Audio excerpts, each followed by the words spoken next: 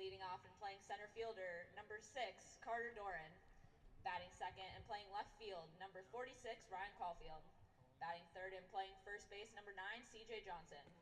Batting fourth, the designated hitter, number 11, Randall Safran. Batting fifth and playing right field, number 15, Samuel Farrell. Batting sixth and playing third base, number 4, Anthony Keefe. Batting seventh, the shortstop, number 43, Sean Borden. Batting eighth and catching, number 44, Ryan Lavelle. Batting ninth and playing second base, number 24, Tyler Jones. On the mound for the Cougars is number 3, Casey Gorzica. Clark is coached by Billy Cather. He is assisted by Tony Anino and Ariel Ramos. And now for your Nichols College Bison. Batting first and playing center field, number 7, Victor Valentine. Batting second and playing second base, number 9, Johnny Knox. Batting third, the designated hitter, number 3, DJ Karen. Batting fourth and playing third base, number 5, Nate Cormier. Batting fifth, the shortstop, number 15, Andrew Croto. Batting sixth and playing first base, number 21, Luis Vargas. Batting seventh and playing right field, number 49, Tyler St. Ange. Batting eighth and catching, number 24, Kevin Murphy. Batting ninth and playing left field, number 50, Stanley Sipkis. On the mound for the Bison this afternoon is number 45, Patrick Doyle. Nichols College is coached by Tim Mayo. He is assisted by Mark Senya, Matt Johnson, Kyle Bouchard, and Christian Nakari. At this time, we'll honor America with the playing of our national anthem.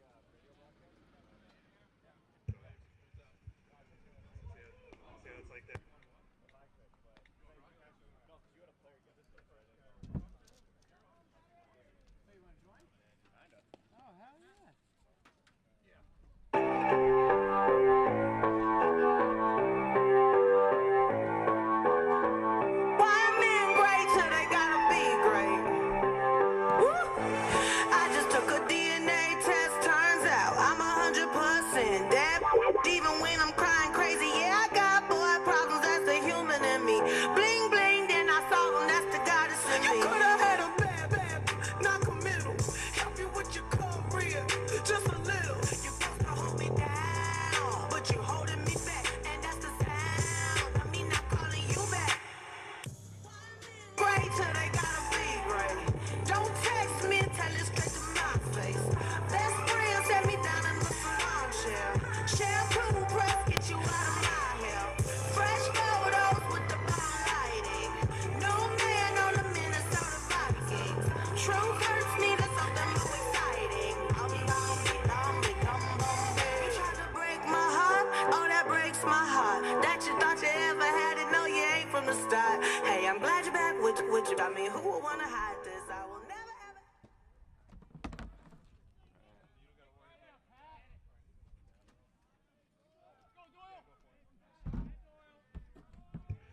Now batting.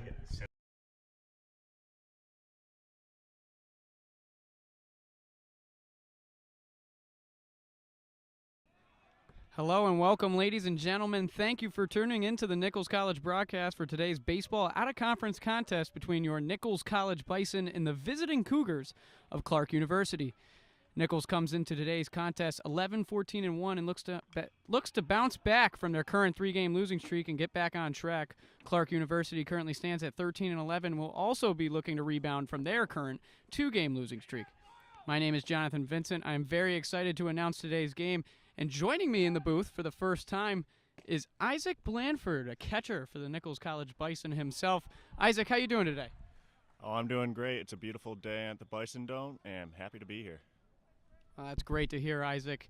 Earning his first start of his young career is number 45, Patrick Doyle, as number 6. Carter Doran, the center fielder, hits one over to shortstop Andrew Croto, unable to field it. And that goes down as a hit, or, what would you say, an error there? That would go down as an error for Andrew Croto, and Carter Doran is now sitting at first base. Now batting for the Cougars, number 46, Ryan Caulfield, the left fielder.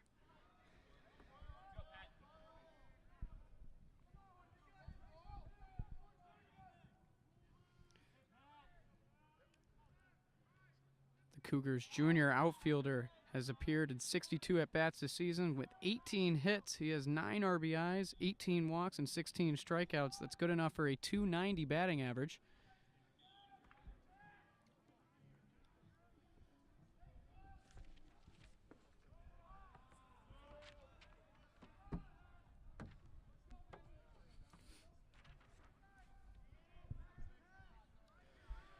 Patrick Doyle has appeared 8 times this season. He's good for a .96 ERA and 9.1 innings pitched. He's only given up 7 hits this season.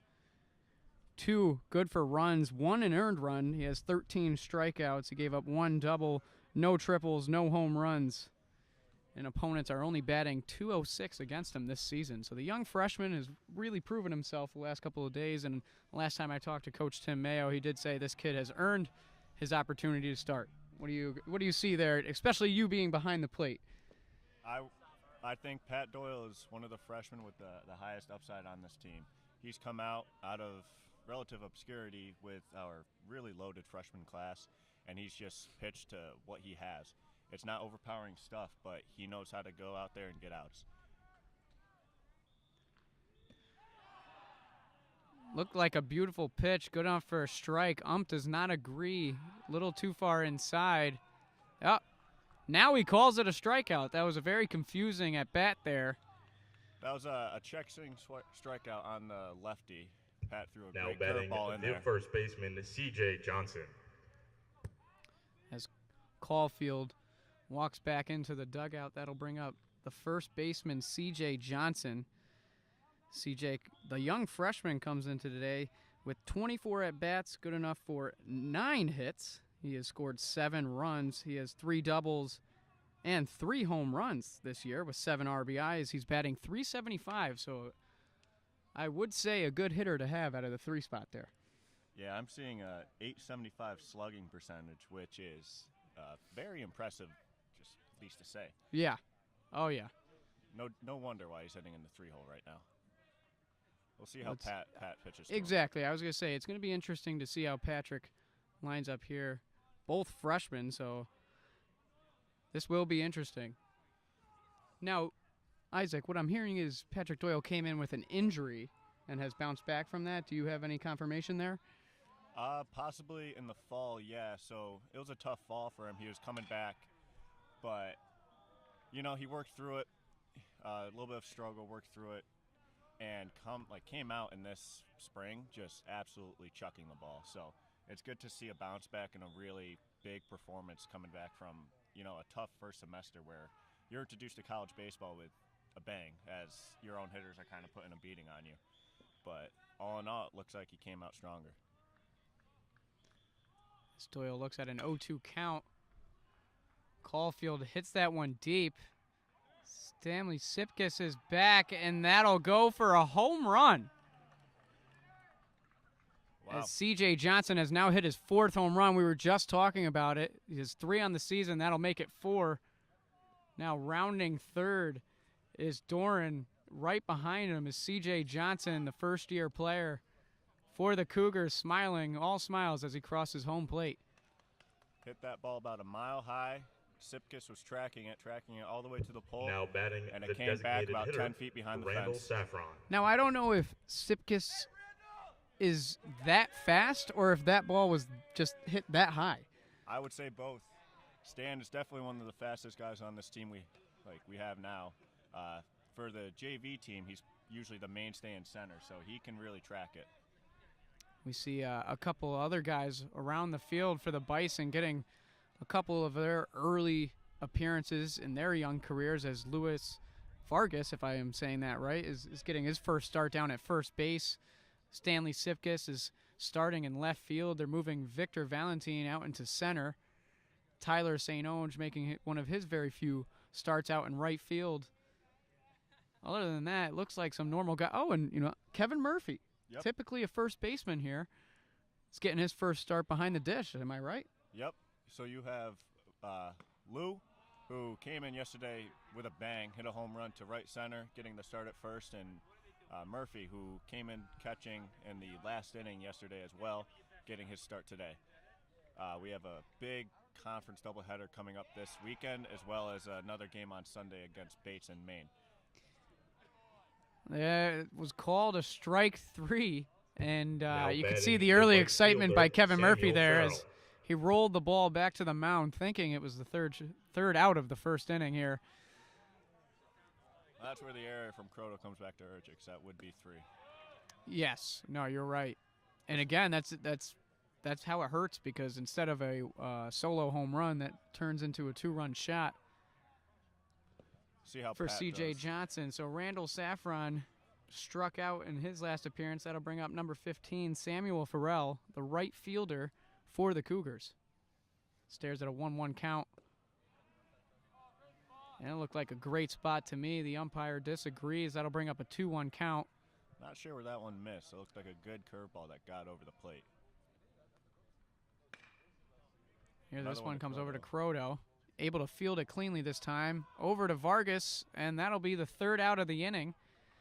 Not after some damage was done by Clark University. They will hold a 2-0 lead here in the top of the first. That'll bring up the bottom of the first next, right after this.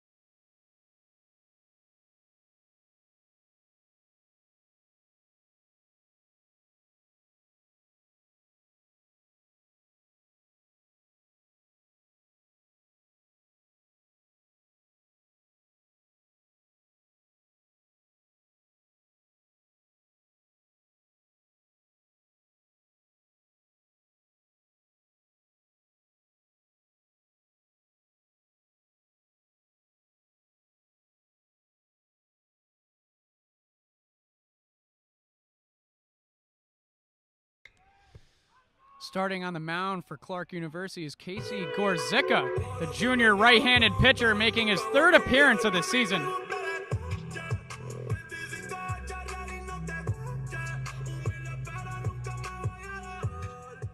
Just the second start of his young career, as he will, as a 1-0 record this season in 8 innings pitched. He's allowed 1 hit in 8 innings, 3 walks and 10 strikeouts as Victor Valentin steps into the batter's box for the Bison. Victor's batting .212 this season, making his 22nd start of the year. In 66 at-bats, he has scored 11 runs, 14 hits, 1 double, 2 triples, and 1 home run. As that one's hit over down the third baseline. Starting third baseman Anthony Keefe able to throw it down to first Now base. batting for the Bison, CJ the Johnson. second baseman Johnny Knox. And that'll be the first out of the inning. Yeah. My side girl got a 5S with a screen crack. Still hit me back right away. Better not never hesitate. Don't come around, think you getting safe. That'll bring up the sophomore, number 9, Johnny Knox. Johnny Knox batting .261 this year. If I'm looking over at the stats correctly, he has 24 hits. Excuse me. Yeah, no, 24 hits, tied with Brendan Hyde. He's got 6 doubles, 2 triples, and 5 home runs. Those 5 home runs are good enough for first on the team this season. Now, Isaac, 5 home runs and leading the team, but as your second baseman, what does that tell you about him? Well, he's a guy that has worked on his swing extensively since he's come in. Had an injury last year that derailed his season, but he was struggling before that. As that one's roped out to center field. The center fielder, Carter Duran, is able to trace back there and make the Now catch. batting the designated hitter, DJ Karen. Tough luck, but that's another barrel for Johnny. Now, is that considered a loud out? Why don't you tell me a little more about a loud out? When you hit it hard and somebody's just right there? Yeah, so Knox has been on one all year. Like I said, really changed his swing. He's made himself known in the weight room for his extensive work ethic, and it's shown this year in his ABs. 5 home runs, and he's crushed the ball. And like that, loud outs where you absolutely bear a ball, it's tough to come back to the dugout after that type of swing, but you know that you're on one, and all you have to do is just keep at it. Yep, I agree with you there. As that brings up the designated hitter, the typical starting center fielder for the Bison, number 3, DJ Karen. DJ Karen is second on the team with a .330 batting average. This is his 27th start of the year. I believe his first start out of the designated hitter spot. Yep. So Coach Mayo, after yesterday, he told us that he wanted to get a couple guys off their feet, make sure that they're ready for Saturday. So that explains a little bit of the changing around in the lineup and DJ in the DH spot. Well, obviously, want to keep his bat in the lineup. Exactly. He's one of the biggest hitters we have. And that's true, as DJ has 8 doubles and 2 home runs this season. He's reached a total of 50 bases, which is second on the team, none other than to Nate Cormier. DJ Karen is now facing a 3-2 count with 2 outs here early in the bottom of the first inning. Clark University still holding on to a 2-0 lead after a CJ Johnson home run in the top of the first. Foul tip drop there, so you hope you like that. Get another shot. If he gets on, extends the inning, you might expect to see him run. He's got 8 on the season, only caught 3 times. A couple of those were pickoffs. But a good thing about this Bison team this year is we like to run, and we do it well. A lot of speedsters on your guys' roster, as that one is absolutely roped. Carter Doran running back there, and that is good for a home run. Just DJ Karen's 3rd this season. Good for his number 3, equals out there as he is rounding third base. He makes this a 2-1 baseball game. He knew that too. He bat flipped once he got that. DJ's, again, also been on a barrel all season, having a great senior campaign, and when you put a great swing on it like that, the third baseman, Nate Cormier. My makeup and drowning self-hatred, forget what I'm saying. Where the beat go?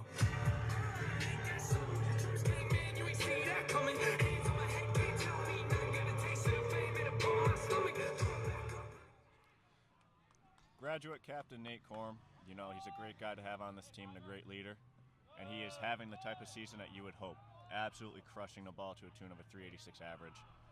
We'll see how he has his AB if he can continue this inning, but every game he's been a competitor. Gotta love it. Yeah, like you said, Isaac, that brings up number 5, Nate Cormier, the starting third baseman, as he ropes that in between third base and shortstop. It'll go down as a single. As the Bison are now starting to string along a couple of hits here. The shortstop, Andrew Crota. Well, it's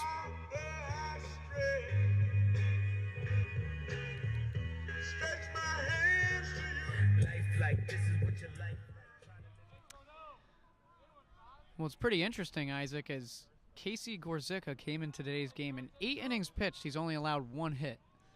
His second hit of the season happens to be a home run by DJ Karen, and now back-to-back hits. So a guy who doesn't give up a lot of hits, and then, Bison able to string 2 together. Very early, too. I can't speak because I don't know Clark's schedule or who he's pitched against, but I would bet that this is one of the toughest lineups he'll face this season, and it's already showing in this first inning. That's almost a home run from Johnny Knox in his AB, and DJ putting one in over the wall, and Korn putting a barrel on a ball. 3 straight. Almost the same spot, Johnny Knox. That one, the center fielder, Carter Doran, was able to run back and catch it, but not for DJ. DJ able to just get a little more contact on that swing. Bit more lift. A little bit more of a lift, yes. As Andrew Croto steps into the bat, that's number 15, the starting shortstop here for the Bison. He's facing a 1-0 count as he fouls that one back, making it 1-1. Still 2 outs. Sitting down the first base line, number 5, Nate Cormier. Croto had a really important start for our offense this year. When a lot of guys were struggling, trying to find timing, he came out absolutely crushing the ball and swinging the bat. Showed out when we played, I believe, Wheaton at NEBC, and he hit his, first career home run. So that was great to see. As Cormier takes off for a steal there, he's in safe at second base. And bring up a 2-1 count as that one was a little high to Croto. Great jump by Cormier there. Another one of those guys, got a little bit of speed. Yep, that's his 11th on the year, 11 for 14. He's leading the team. Wow. I'm shocked because I honestly thought one of the more aggressive guys on your roster was DJ Karen, another guy who likes to take off a lot. So where is he standing? He's 8 for 11 right now. Okay. Like I said before, really 8 for 9 because he's been picked off twice. Okay. So he loves trying to figure out the pitcher's timing. So you see him try to leave early a couple times. I think he's just been caught doing that. But those 2 leaders, graduate Corm and senior DJ, they can run. And our third base coach, Mark Senya, will give them that green light. He wants to put pressure on these teams. Full count to Croto. Let's see how he comes through here. You got it there, Isaac. It's 3-2 count, 2 outs. Corm sitting at second base. So that one is low and outside. Great AB. What's his 4th walk on the season for this pitcher? Yeah, just Casey's 4th walk this season to his 10 strikeouts, so a pretty good number and ratio there. But now he's looking at runners on first and second as Luis Vargas is up to bat. Give me a little rundown on Luis Vargas. This is his first start of the season, his 3rd appearance. What is he batting?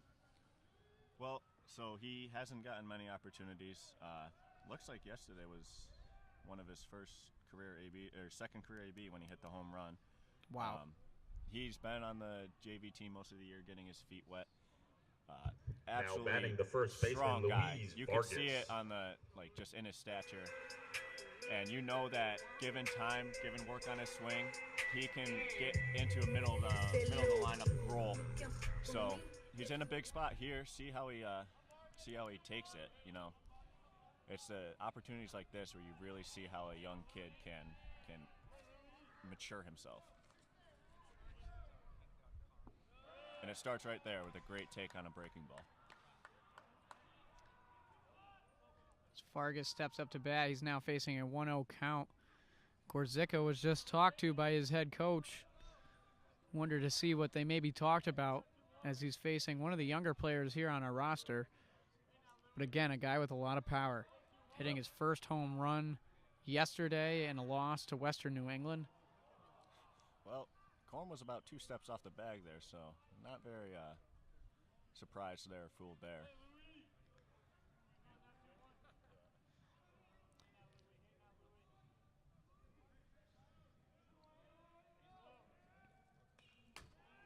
As that one's fouled back, it's now a 1-1 count. Bison still facing 2 outs, but he got a man on first and second. And a quick turnaround as The first two batters for the Bison were quick outs in Victor Valentine and Johnny Knox, but then a home run by DJ Karen, a single by Nate Cormier, and a walk by Andrew Croto. As Cormier takes off, and he's in without a throw down the third base line. Great job by our runners, by our third base coach. Seeing that opportunity. 2 outs, you usually don't want to try to steal third, but Corm got a great jump, reading the pitcher. Croto follows from first. Now we have third and second. And that'll go down as his 12th stolen base, or successful stolen base of this season. Just another one of those great aggressive runners. Well, actually one of the best aggressive runners here for Nichols. And if I don't remember seeing the middle infielders trying to hold him on at all, so just taking that opportunity, getting off and getting a great jump. Yeah. And a great job for Lou to be patient at the plate, not expanding the zone, just seeing what's there and taking it. As Vargas watches Now 5 batting the pitches, right 4 of fielder, them go for Tyler balls, St. Onge. and we now face a full, the bases are loaded. Bringing up number 49, Tyler St. Onge. Tyler making just his 4th start of the year. Batting 118, but in limited playing time this season. Ty is one of those young outfielders we have that if he takes a step forward, he can be a mainstay in this lineup because right now he has all the defensive skills you need to stay out there. It's just getting the offense figured out. Big opportunity for him here.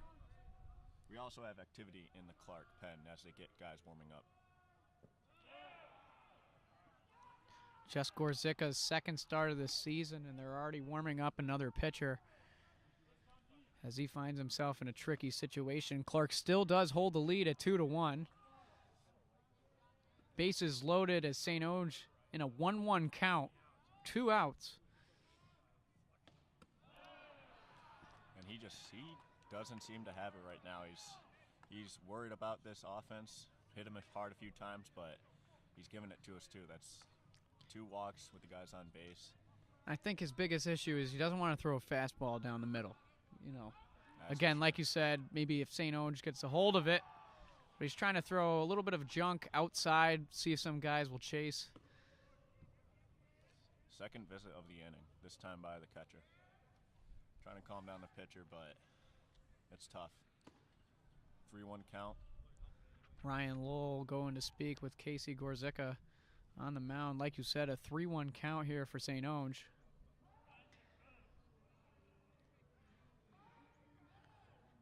Now, I would say best scenario is obviously a home run. You know, you can never say that's not the best scenario, but I would say a close second is just getting a walk.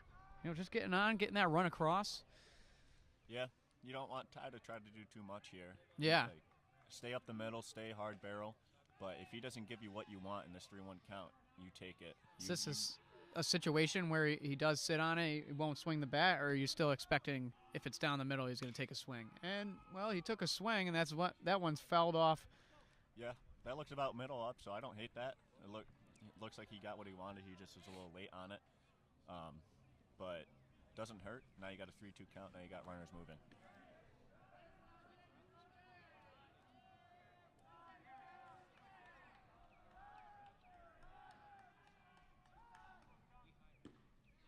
Great take. As that is in for a ball as St. Onge runs down the first baseline. Corm is going to run in, making it a tied Now 2-2 batting ball the game. catcher, Croto on Kevin 3rd Murphy. and Luis Vargas on 2nd base.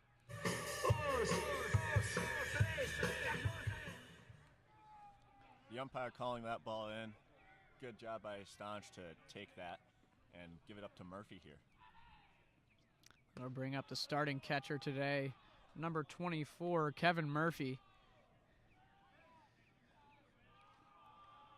I will say it hasn't been one of Murphy's best seasons hitting the ball, but again, I think he came up really big in that game against LaSalle. Had a couple bunts that moved guys along. Murph is a salty veteran. He knows the zone, as we've seen right here. 2 good close takes. And definitely throughout the year, he's put down important bunts and been one of the most solid situational guys at the plate.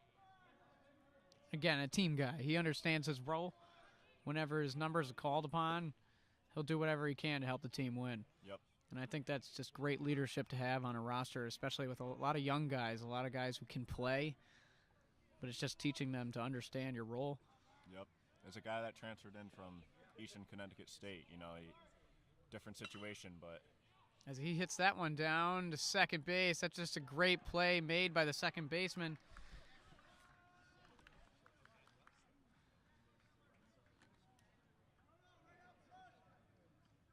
Number 24, Tyler Jones. Sorry, I was looking at the sheet trying to figure out what his name was. And it's a 2-2 ball game after the first inning. We'll be right back after.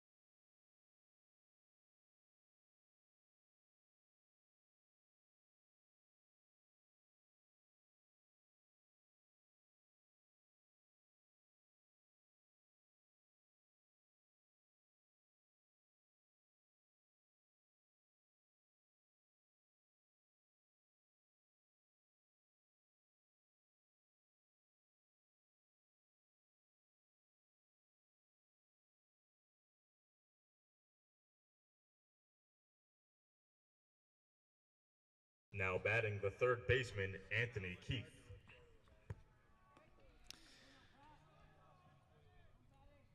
Well, we're back here for the top of the second inning as Patrick Doyle gets back out onto the mound.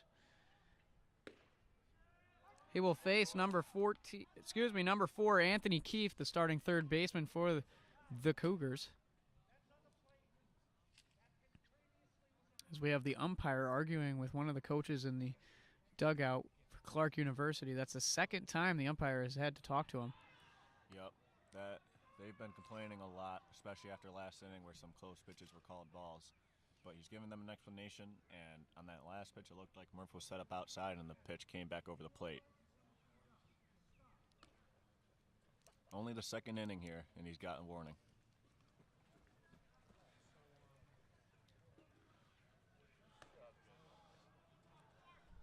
Like you said, Isaac, only the second inning, and to already be told you have a warning, that's very tough for the opposing team here. As Anthony Keith faces an 0-1 count, and he's able to hit that right up the middle. Yep, just a hanging curve there. Trying to get me over, but too good. Good hitters are going to punish that. Now batting the shortstop, Sean Borden.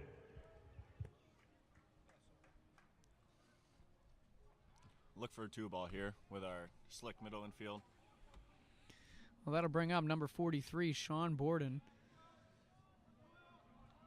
He's the shortstop for Clark University. As Doyle throws that one a little low, that'll bring up a 1-0 count.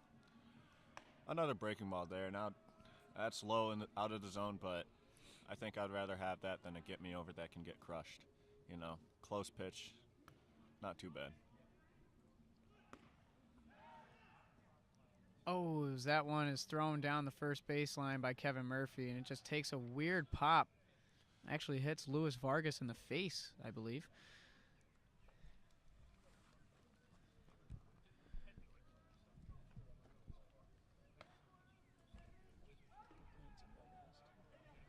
Yeah, the hitter squared to bunt, missed the ball. First, the guy on first took a big lead off, and it was a right decision by Murph to try to get it back over, back pick him, but throw was just a little short and hit the lip.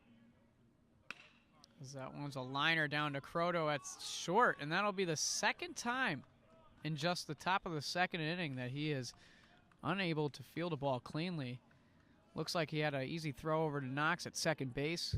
Now batting the catcher, Ryan LaValle. Yep, that's the play you hope he can make. Just been a tough outing. You hope he doesn't get into his own head about it. Now, does that one, is that an error? Like, again, I'm trying to classify whether or not that would be an error. It's, it just takes a weird bounce. That looked like he should have made the play. I'll probably give him an E6 on that. And by Croto standards that he's gonna call it the same. As that one's lined right up the middle, the third base coach will wave around Anthony Keefe, and he will score stand up. We need a bit of communication there because the guy rounding first, heading to 3, looks like Victor could have tried to get him at third, but instead opting to throw to home about 3 steps too late as the guy was crossing the plate. Looking at a first and third situation now, no outs. Again, pitch close to the middle of the plate, just roped back up the Now middle, batting right the at second Pat. baseman, Tyler Jones. And again, situation, fielded ground ball, getting 2, at least 1, and run wouldn't score on that. Murph covering the pitch in the dirt, holding the runner at first. Another breaking ball, it looked like something off speed. That'll bring up number 24, Tyler Jones, facing a 1-0 count. Patrick Doyle still looking for the first out here in the top of the second inning. Facing runners on first and third. Close miss at the bottom of the zone. Looked like a fastball. Keep it down there. 2-0 count as Doyle faces the Cougars' second baseman here. He made a nice play to end last inning, and he started off with a good AB, not expanding the zone. Pat having a decently long inning now. He's going to have to work back in and try to finagle his way out of here. Good job working in on a 3-0. Looked like an automatic tape.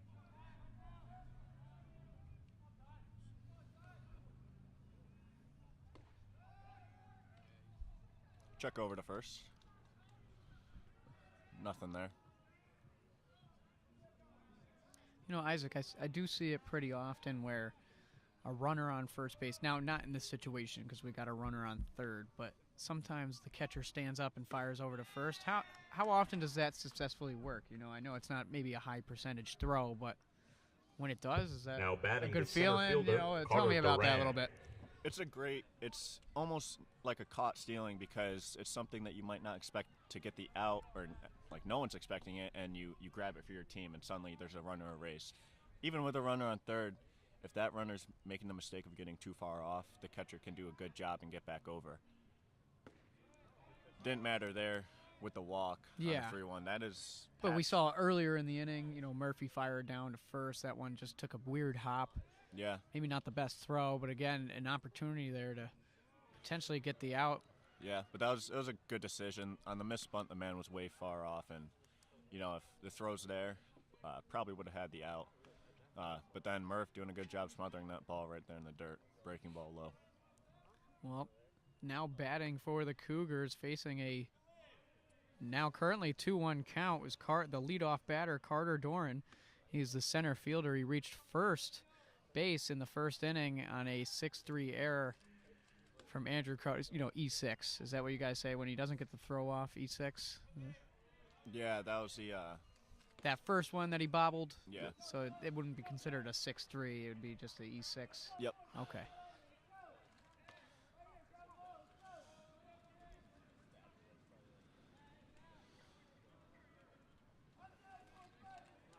Doyle needs to get big here.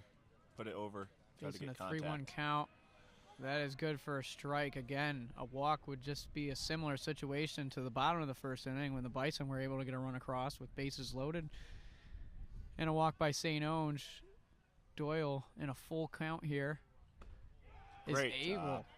to strike out Carter Doran, the center fielder. That is the first Now out batting the left fielder, in the Ryan inning. Caulfield. Great job by Pat to come back from a 3-1 count, get the strikeout. Now you got one, and now you hope that a 2-ball can show up.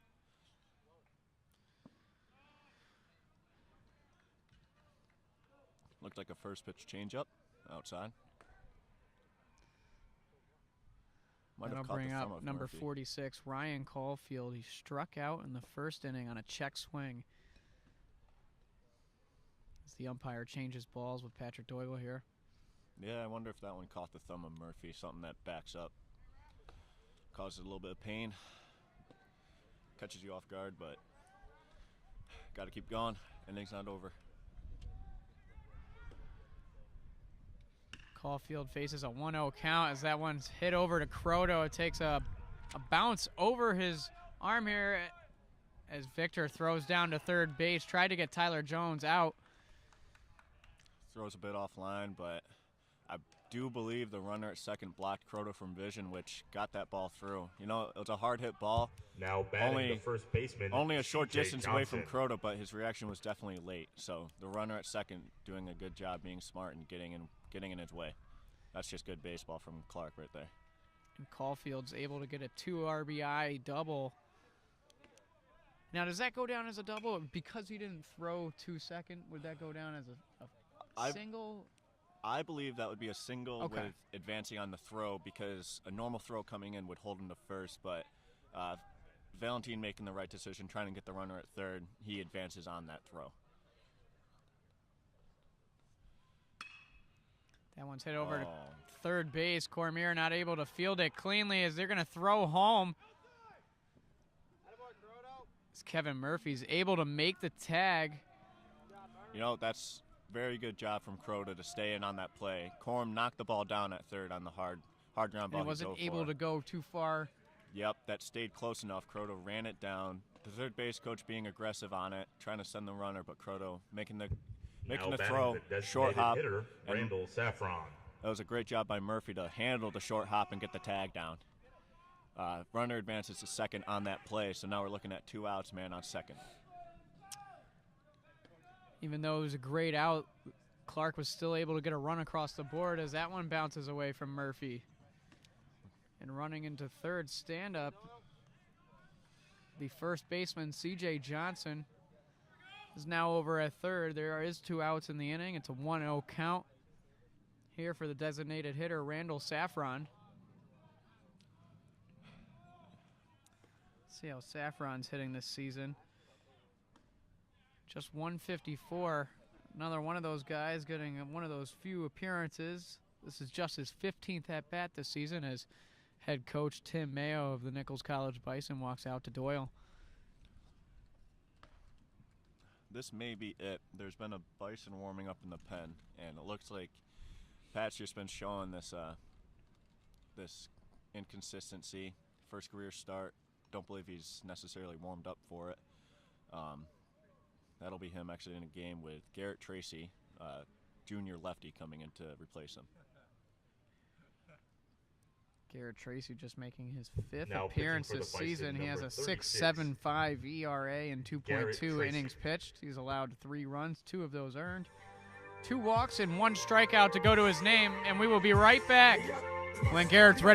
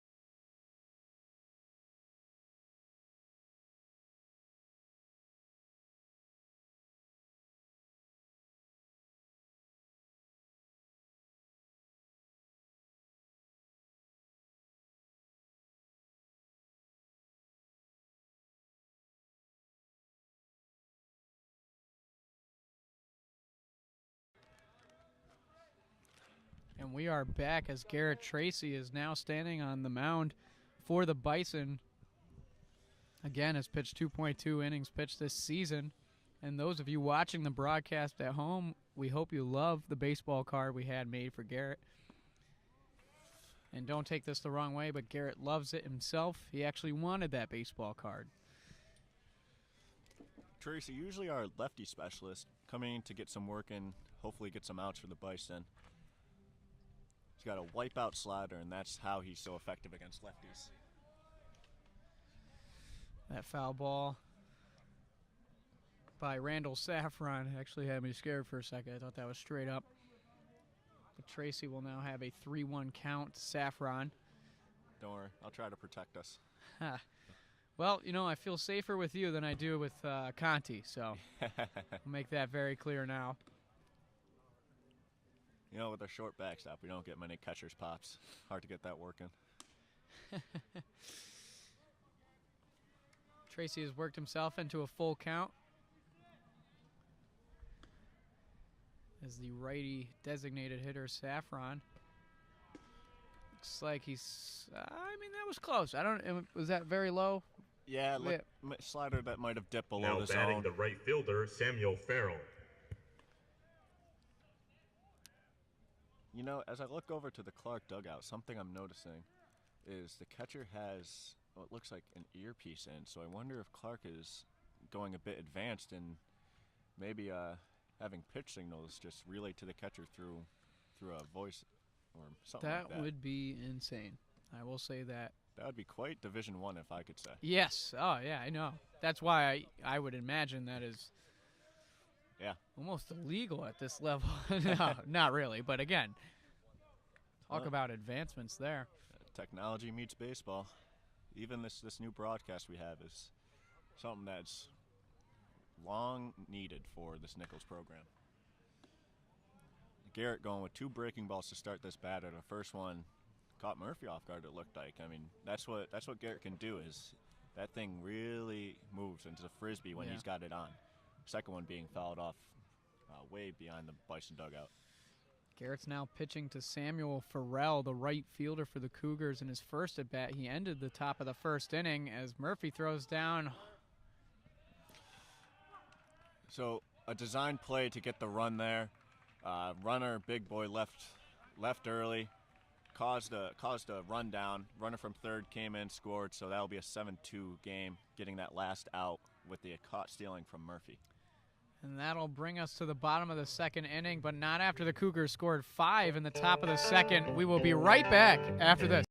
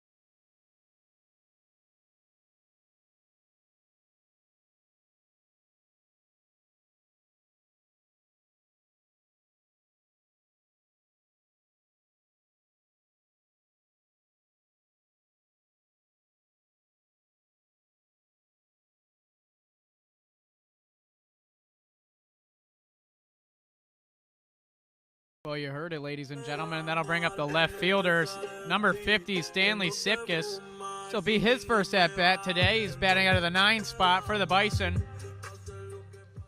Hoping to put ourselves in a good position to get and, tack on some runs here after giving up 5 in the top of the second. Yep. With the new pitcher, we hope that we can, jump on him. And like you said, Isaac, we did make a change ourselves from Patrick Doyle to Garrett Tracy, but so have the Cougars. They've gone from Casey Gorzyka to the grad student Chris Redovic. Definitely throws with a bit more pep behind the ball. Yes, definitely a lot more speed as those 2 first pitches go down for strikes, both swinging by Sipkus. He needs to just, get on time with that fastball. That's the first thing here.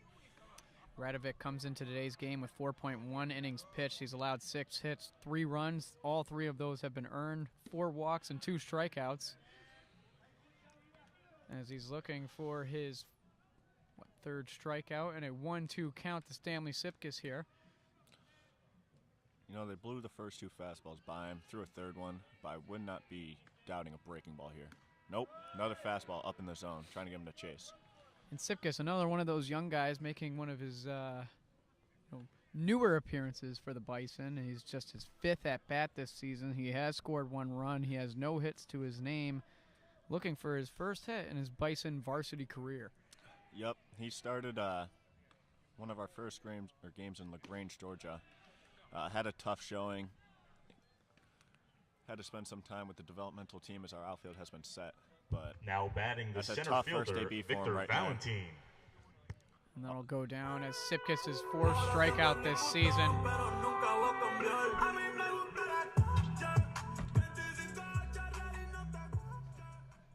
Just 5 fastballs. Yeah, this guy definitely throws the heat, and that'll bring up number 7, the starting center fielder today, Victor Valentin, who grounded out to 3rd base in his first at-bat. Vic, he showed out last season, his junior season, and it's been a tough going for him, but at the same time, he has been on a barrel like one of the top guys on this team, and it's just been a lot of bad luck as he's, countless lineouts to outfielders this season. We'll see how he fares against this velo, which he usually can handle. Well, another thing with Victor is he leads the team in walks this season with 16. Another guy who his batting average may not show it, but he does get on base a lot. Yep, he fights for his ABs, and with the 212 batting average but 370 on base, that's a good differential right there. And that'll bring up a 2-2 count. Just starting with a strike, couple of balls, and swinging on that last one. It's 2 more fastballs. I believe that's probably 10 so far in this inning. That one's low.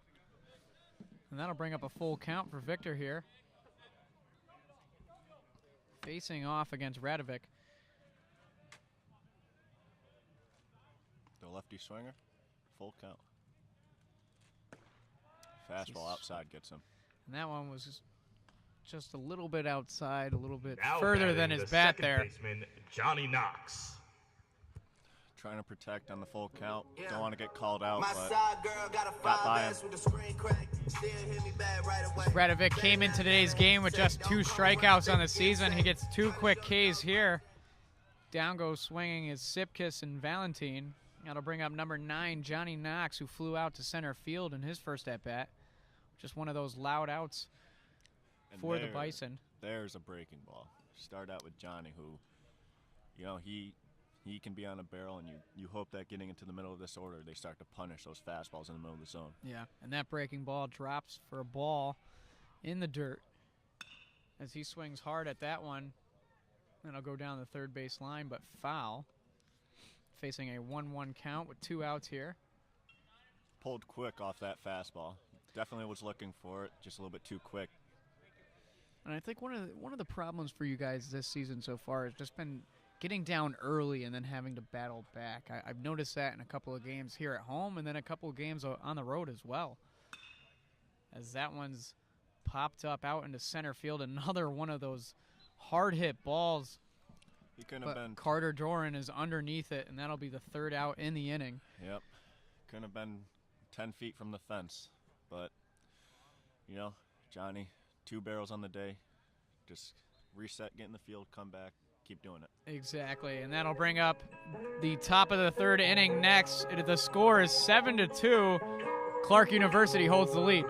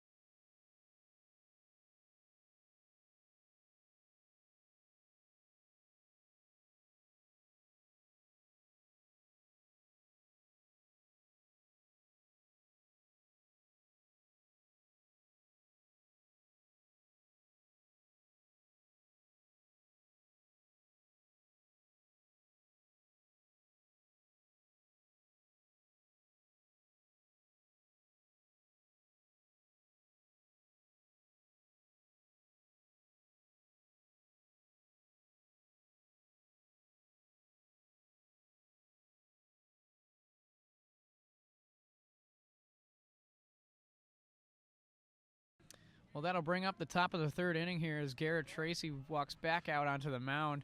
He will face off versus number 15 as he pops that one up to second base. Johnny Knox is running back, and he is able to make the catch.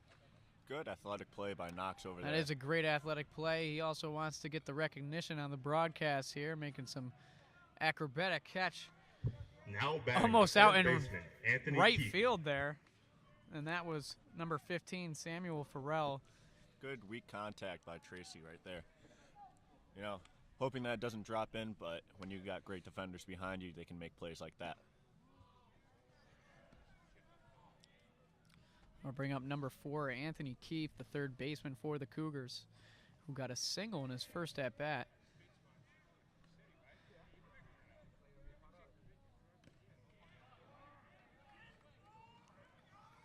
That'll bring up a 1-1 count for Tracy here. Able to get a quick out by Farrell earlier on that fly out.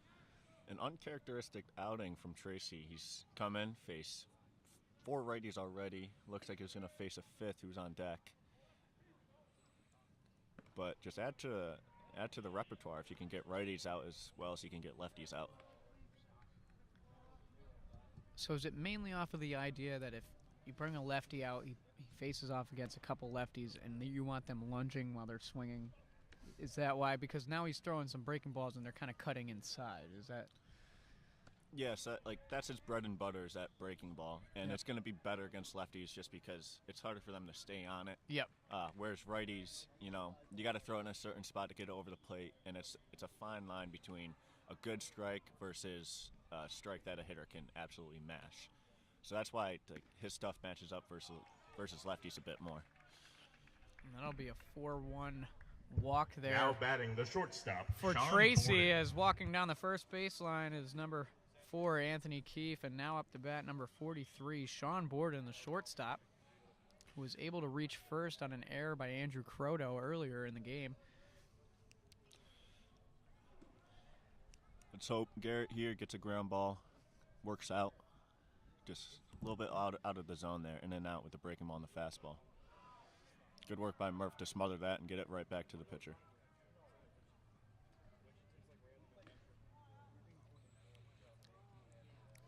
And that went in as a ball. It is now a 1-0 count.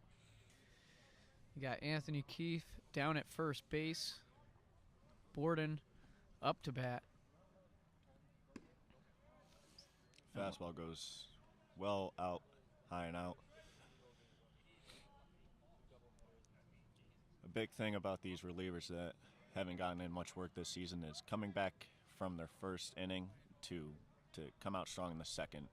You know, sometimes it's tough to get the arm back going and get back in the zone, which we're seeing a little bit with Garrett here. Works that in there. one, yeah, well, that one goes down as a strike. It's now a 2-1 count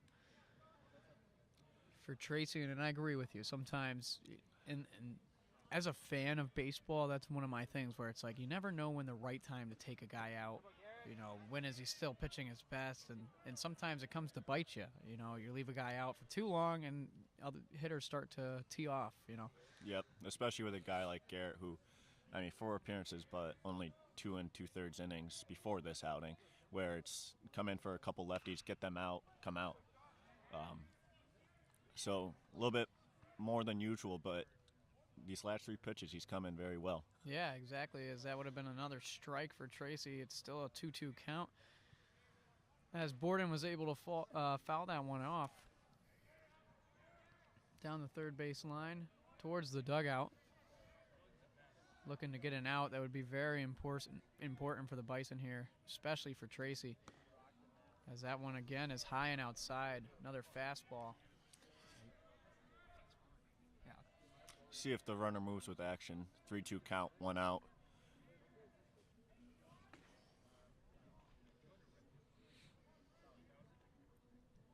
And the runner's off. As the runner And goes. Comes inside. That's another walk. And that might be it for Garrett. As Mayo walks out. This looks like he's signaling for a pitcher.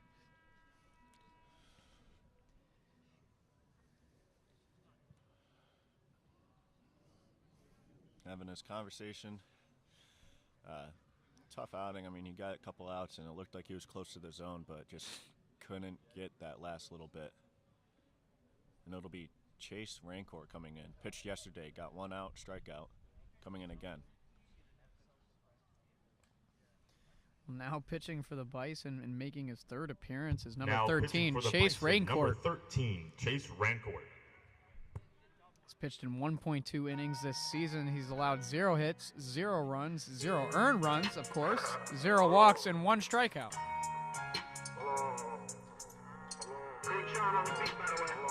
Love, please don't blow my right now.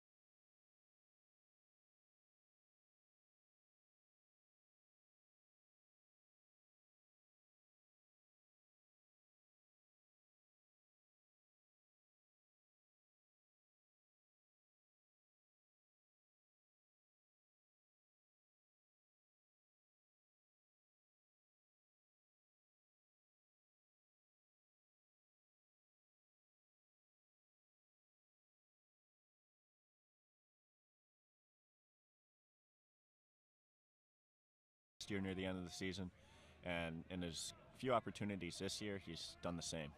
Well, again, one of those guys who has not allowed a lot of hits this season as he steps off the mound. He will be facing off against number 44, Ryan Lavelle, the catcher for Clark University, who in his first at-bat was able to get a single and brought across a run. As Rancourt's first pitch goes for a ball. Got a 1-0 count, 1 out, runners on first and second.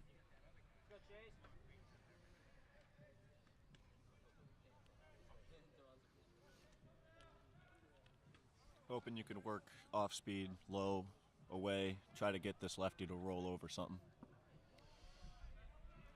Second pitch will go for a ball down below the zone. Like you said, Isaac, a 2 that was good for a ball, excuse me. And that'll bring up a 2-0 count.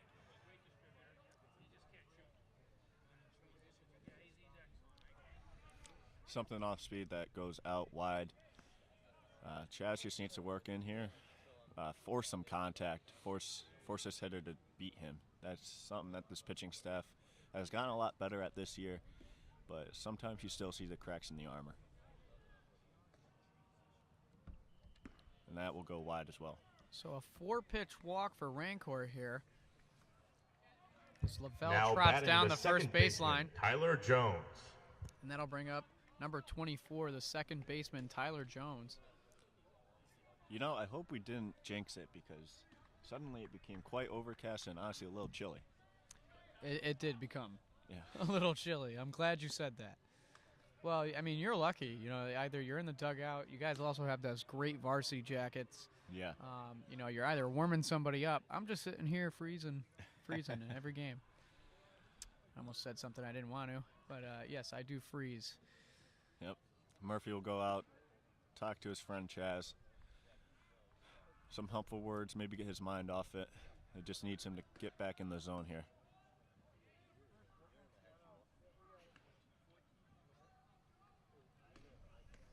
We have one out. Bases are juiced, so anything back at the pitcher, corners running in, they might go 4. To the middle, they're turning 2 up the middle. So that'll go in for a ball. It's now a 2-0 count. 6 pitches by Chase so far, all balls. Looking for his first strike. Last thing you want to do is walk in a runner here, and that is his first strike to Tyler Jones, number 24. Swinging the bat after 6 straight. You wonder if that's a team philosophy or if that's just a hitter. Quite aggressive.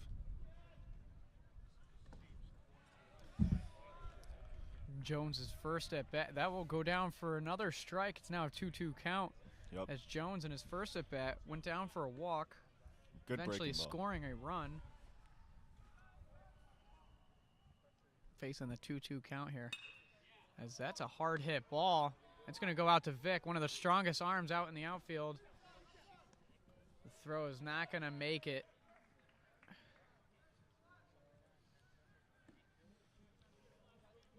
Now batting the center It's fielder, number Carter 4, Duran. Anthony Keefe comes across for the run.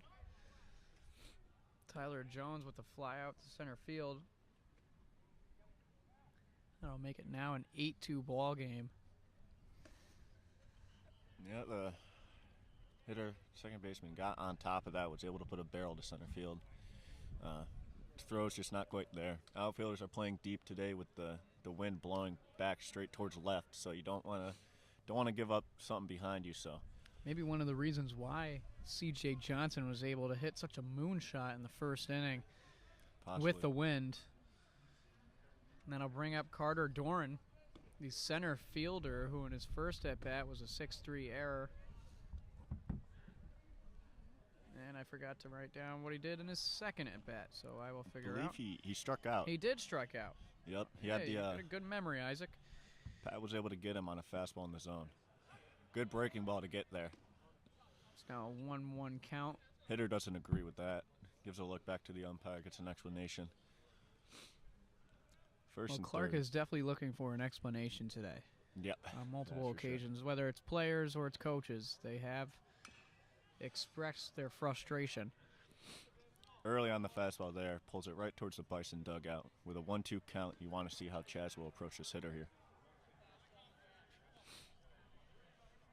Carter Doran now facing a 1-2 count, like you said, Isaac. 2 outs, runners on first and third.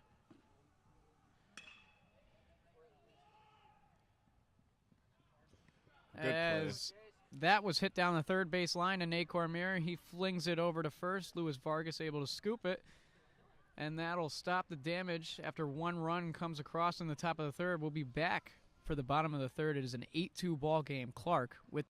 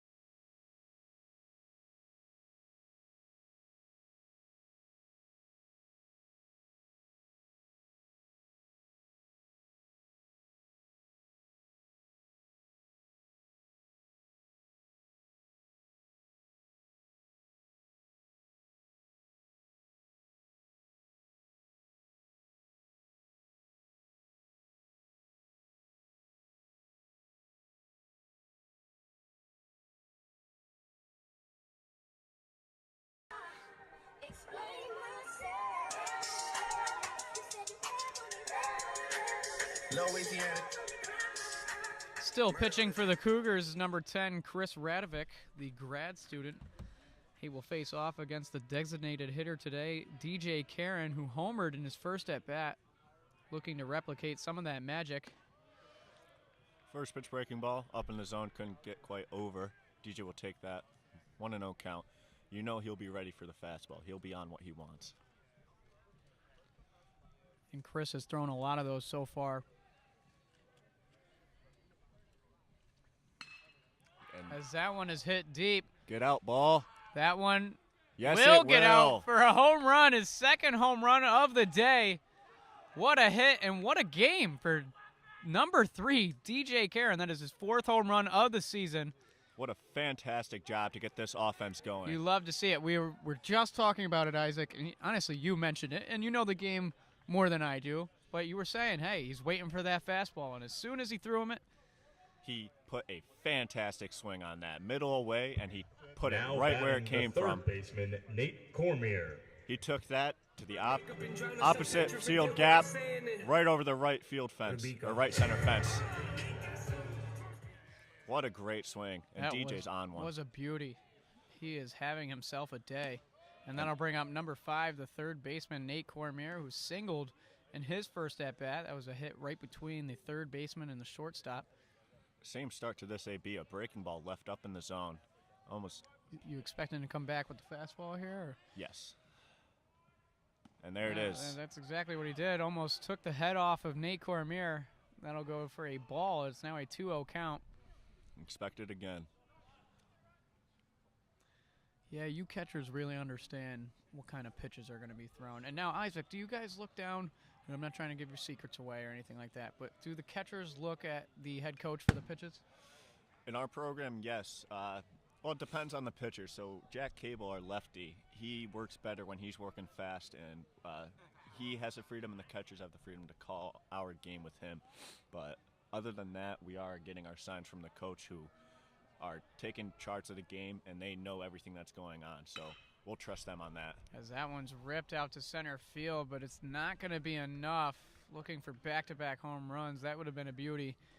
That's Yeah. a loud out for Cormier there. Yep, that's just another barrel that's finding the center fielder glove. 2 by Knox and 1 by Corm there. You know, And I'll he tell you wanted what- to stay Now on. batting the Carter shortstop, Doran out in center Andrew field is having Croto. himself a day. Able to just kind of just be in the right spot. The And- fact that he's in center field, that's the right spot. Yep, and he knows his team too. He's playing far back there. Easy to get back to the wall where all these balls have been placed. It's a first pitch fastball strike to Croto here. See if he can work something like he did his last AB when he got on with a walk.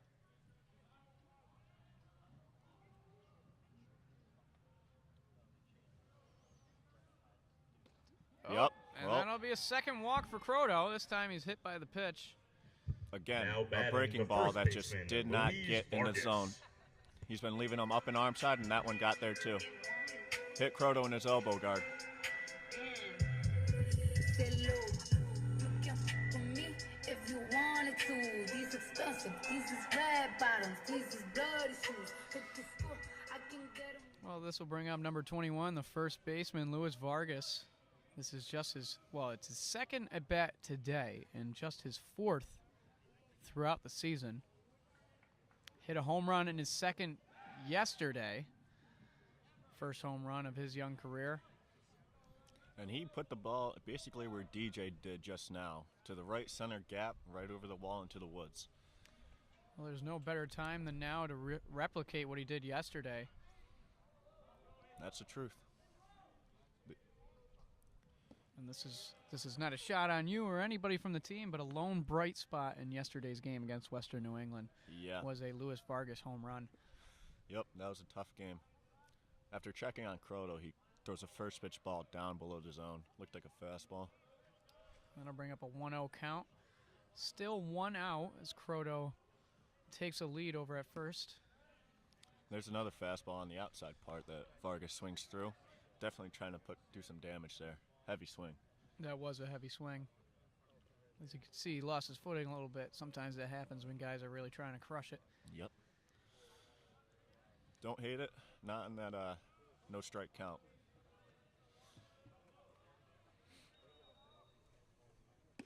He comes right back to that fastball. Looks like the same spot as that first pitch. What? That's the one. They just marked it wrong on the scoreboard there. It is a 1-2 count. Yep. You kind of hope you can go after that one because that looked pretty good on the plate there. But we'll see if you can fight now with 2 strikes. Now, Isaac, on the throwdowns to first base, it's easier to recognize when it's a left-handed pitcher? Is that because they're looking at you, or? Well, with lefties, something our coach says often is if they do something weird, it's a throw over. As Vargas swings through a fastball a little bit up and in.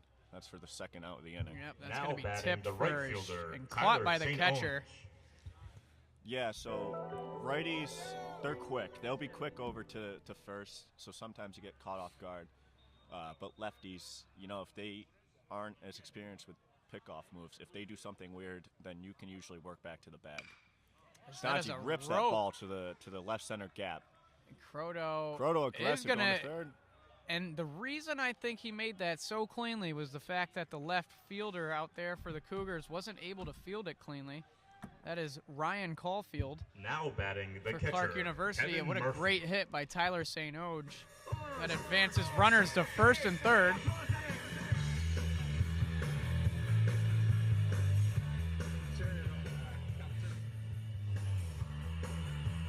That'll bring up the starting catcher for the Bison, number 24, Kevin Murphy, who was thrown out by the second baseman in the first inning. In a bases-loaded situation, let's see what Murphy has to say here as he looks to make up for his last at-bat. First and third here was Stange on first. Not really known for his speed, so we'll see if they give Murphy the green light to swing away. And now I do want to know, because, I've heard it, especially from the baseball team, Stange, the way it's written, I thought it was St. Onge. What is it? Did you know the exact answer? Or? St. Onge, but for The baseball team, it's Stonge, right? Yes, Stange. Okay, Stange. Just Okay. quick. Yep, no, Ty, that makes Tyler. sense. Okay. Stangy. Because I've been saying St. Onge on the broadcast, and I was like, man, am I getting it wrong, or is it just a nickname? So that's good to clarify there. Thank you. No problem. 1-1 count to Murphy here. Takes a That good one's in breaking the ball. dirt. And Stange with a good dirt ball read. Something we practice quite extensively. Able to see that ball kick away from the catcher and be aggressive to get to second. Well, that'll go down as St. Onge's first stolen base of the season. First attempt as well. Putting pressure on the defense. Does that go down as a stolen base when it's down, even though it's down in the dirt? Let's say it's a pass ball and it hits the backstop. Is that still a... Well, if it goes all the way to the backstop, that might be a wild pitch or a pass ball. Okay. On that, I'm not sure what they'll record it as. I think Okay. it could go down as a stolen base, but it could go down as a wild pitch too. Okay. I believe it's just scorer's discretion. That's all up to our GAs, Simon Gonzalez and Liza Phillips. So we will determine after the game, or even after this inning, what they marked it down as. As Murphy rips it down to third base, that's fielded cleanly by Anthony Keefe, and he throws down to first to see DJ Johnson, and that'll be the third out of the inning. CJ Johnson, excuse me. That'll bring up the top of the fourth right after this. It is an 8-3 ball game in favor of Clark University.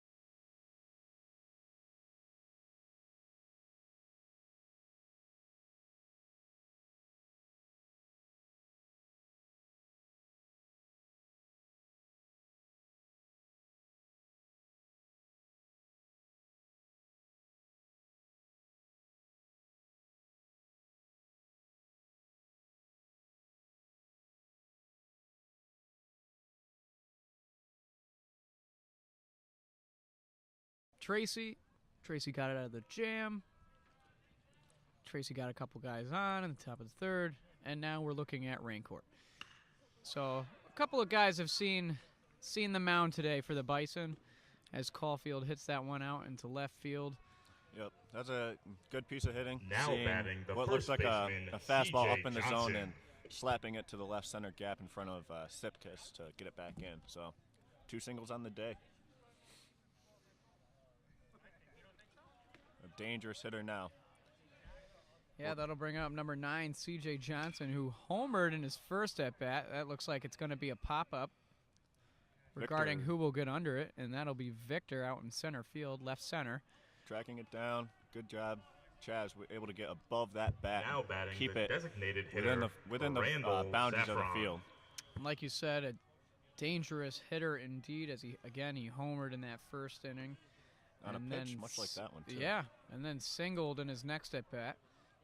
And then I'll bring up number 11, the designated hitter, Randall Saffron, who has a strikeout and a walk in today's game. That'll be a breaking ball that seems to just stay in a little bit. Starting with a 1-0 count, man on first. Might see some action on the base pass here. Oh, never mind, because that hits the batter. Another breaking ball that stays up and in, not able to get through to the zone. Saffron Now is hit by batting the right pitch. fielder Samuel Farrell. Wow, I wasn't sure if that hit him or not. It almost took him a second to walk down the base path, but he was granted the walk by the umpire as Mayo is walking out to the mound once again. There are arms warming up.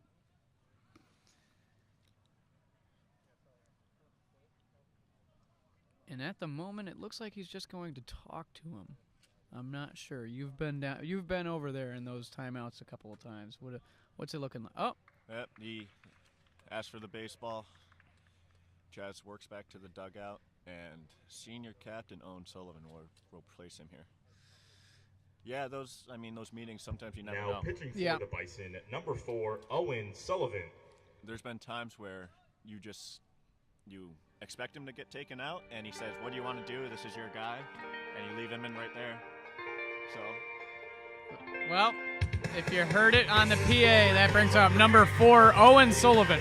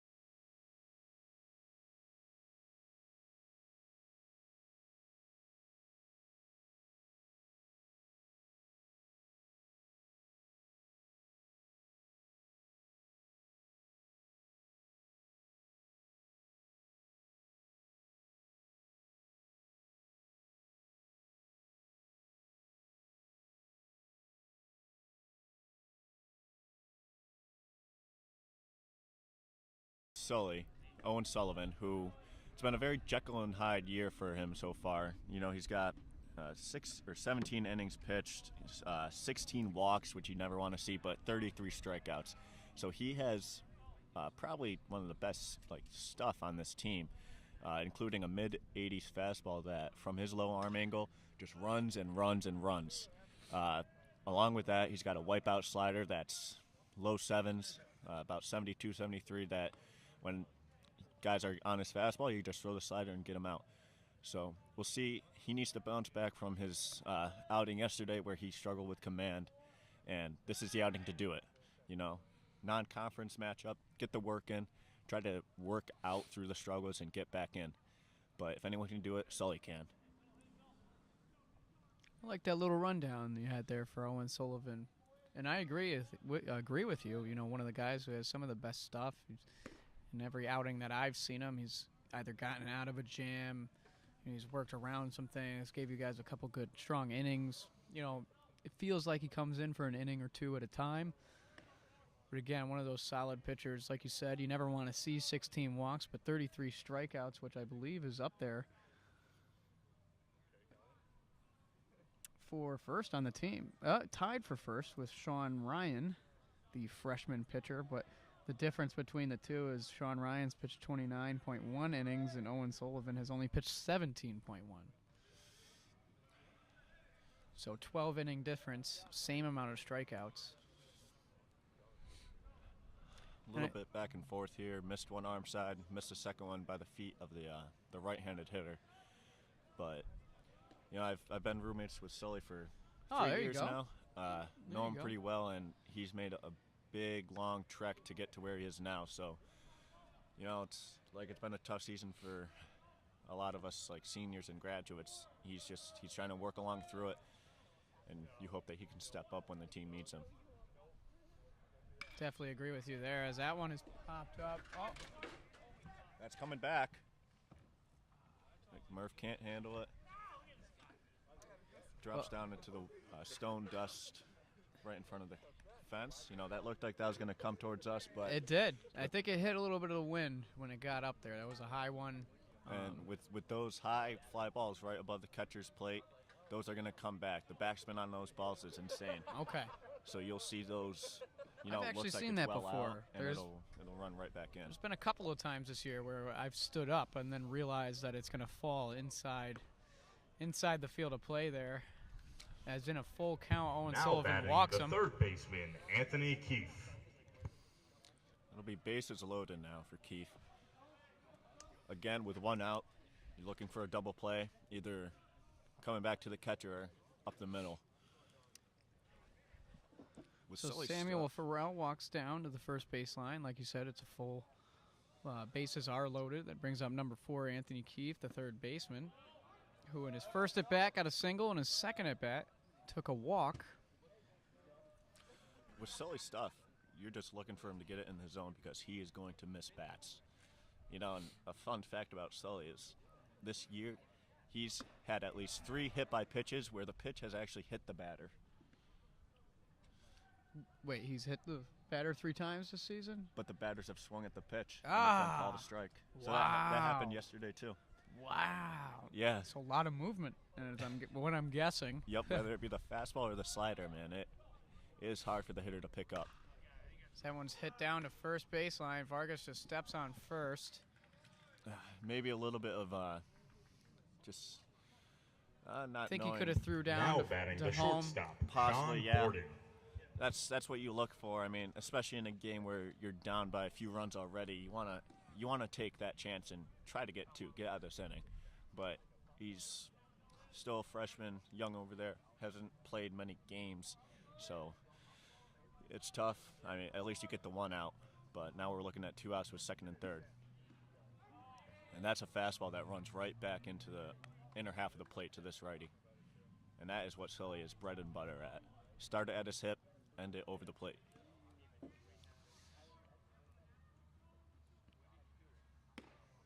Breaking ball left high.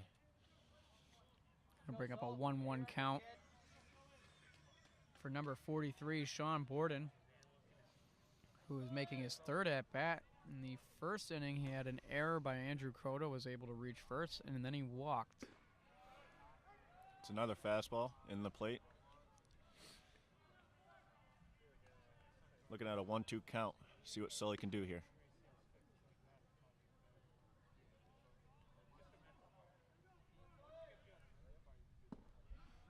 And that is picture perfect Wow. from Sully there. That'll go down as a strikeout looking by number 43, Sean Borden, the shortstop. And Owen Sullivan gets out of the early jam. 1 run does get across. That'll go down as an earned run for Chase, I believe. And it is a 9-3 ball game. We will be back with the bottom of the 4th.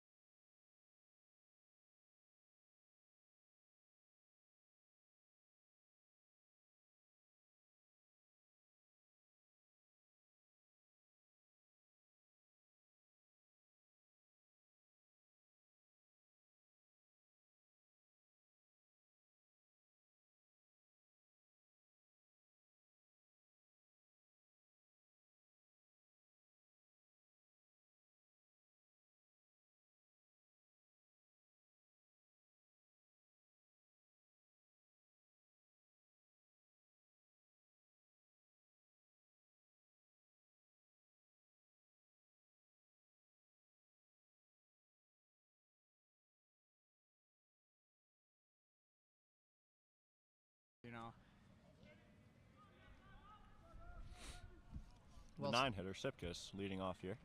like you said, Sipkus is leading off and still pitching for the Cougars of Clark University is number 10, Chris Radovic.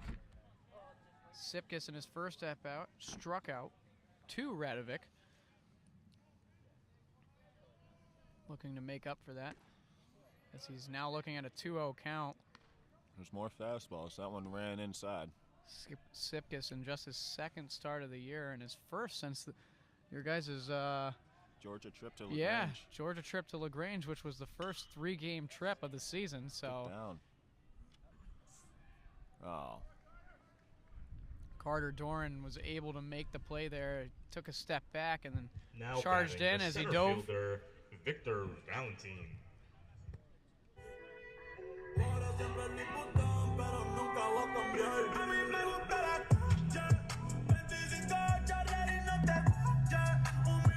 And that is Carter Doran's 4th catch out in center field. He has had himself a day. Unlucky for the Bison as because a lot of them were loud outs. A couple of them were close to being out. And now stepping up is the leadoff hitter, number 7, Victor Valentin. He's facing an 0-1 count. His first at bat. Hit one over to third base. That went down for an out. And then he struck out in his second at bat to Chris Radovic. Looking to get on base for the first time today. A quick 0-2 count on 2 foul balls straight back.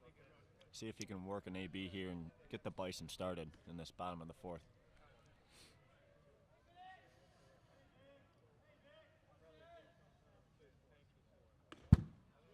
And that fastball runs way in, past the catcher, past the umpire. Glad it didn't take out the umpire's leg there with the catcher just missing it. Yeah, as that one hit right in the backstop there. Nice loud pop. Vic still facing. He's now facing a 1-2 count. There's 1 out in this inning. That being Sipkus' fly out. That fastball runs outside, making it 2-2. So after 2 quick strikes, it's now 2 quick balls, 2-2 count.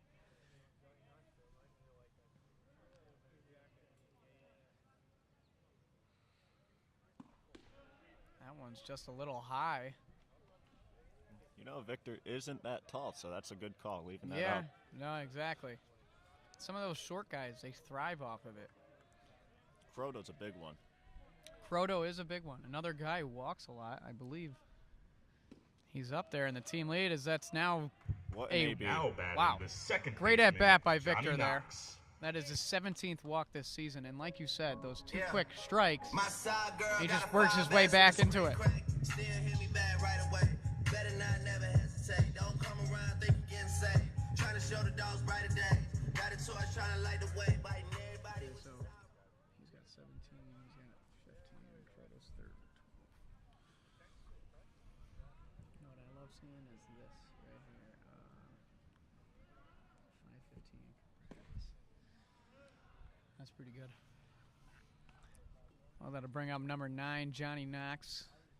One of my favorite players when it comes to his routine at the plate. He's got a high bend back, swings the bat a couple of times, got a little bit of a shake. Knocks 2 flyouts to center field as he's able to rip that one down the third baseline. That could score Victor, one of the faster guys on the teams. He's being waved home. It'll be a stand-up double. Johnny Knox in at second base. He scores Victor. Now batting the designated And Johnny hitter, able to get through with DJ one. You know, a Carradine. couple flyouts out to center field, and this time he hits it hard down the third base line. Yep. Tacks on a run for the Bison. Louisiana. Murder on the beat. Stayed away from the center fielder there. Got it down the third base line all the way to the fence. Valentin scoring from first using his wheels, and Johnny Knox ending up at second with a stand-up double. With 1 out here, we have DJ Karen, the 3-hitter. Already 2 home runs off the day, 1 off the starter and 1 off this pitcher here. Taking a 1-0 count. He's hit a home run off of Gorzyka and Radovic. Radovic still pitching, facing DJ for the second time today. So that one's in the dirt. Johnny Knox, very aggressive halfway down the baseline, but decides to run back to second. Yep. Still one out. He read that ball down in the dirt, and he was also able to read that it stayed close to the catcher where you might get thrown out at third Yeah. being a little bit too aggressive. So he looked like he made the right decision trying to get back to the bag. And again, you're just working your way to tacking on some runs and trying to fight and claw back into this game. The worst thing you could do is get on second on a double and then get out. Oh, that's a hard hit ball. Shortstop able to field it. Oh, it looked like DJ was safe down the first baseline. And that looked like an absolutely Now horrible batting call by the third field baseman, umpire, Nate Cormier. as DJ had at least one step on past the bag before that throw made it.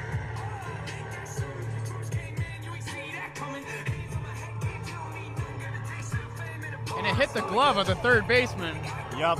But just in a weird spot that the shortstop was able to pick it up so cleanly and fire it down. Again, I do disagree with the call, but And with DJ's speed, it almost positive that's he what made I'm it. saying. I was actually watching DJ run that whole time. Like, he's got it. And it was very Controversial close. call. Very. Oh, that goes down as a check swing, and that'll be a ball. Nope. It didn't Decided come not across. to check. Yeah, it didn't come across. 1-1 count for Cormier here. You got a runner on third. Bison would love to score another run in this inning. So that one's popped up, foul With behind the backstop. Knox's speed over at third, I want him to be aggressive on balls in the dirt that get away from the catcher. You know, you really need to start forcing the issue, getting some runs, because sooner or later you're going to be in the last third of this game still with a deficit. You know, you're looking at a 5-run deficit at this point in time. Runs are important now, and there's been a couple in the dirt. That one stayed right in front, ended about a foot in front of the plate, so good job by the catcher to hold that curveball down in the dirt in front. That is right. Good job by Ryan Lavelle, the catcher, stopping that ball. And Radovic, when he's not throwing a fastball, and he throws some of that those breaking balls, anything up, then he mixes it. Wow. Get That's out, a hard ball. hit ball down the left field line. And that'll And go that is a as a fair home ball. run. That is called a 2-run home run by the home plate umpire, as Nate Cormier now makes it a 9-6 ball game, and the Bison are storming back. Fantastic job by Corm on a 2-2 count, got the fastball he wanted, and absolutely blasted it down the left field line. Barely ended fair. He bat flipped it. He knew it. Only thing that mattered was that it stayed in fair territory, and we got the call. That ended right down the line. Well, you could see the Now batting the starting shortstop, third baseman Andrew for Proto. Clark, Anthony Keefe, was looking at it, pointing at the pole there, questioning the call. But again, it was called a home run by the home plate umpire, and what a beautiful hit. Beautiful swing. Again, we were talking about it when Radovic first came into the game. He's definitely got a little bit more speed than Gorzyka did. But if you get a hold of it, you could definitely take it deep. And in his third inning of work, it looks like he is losing some. Maybe, how many innings does he have on this year?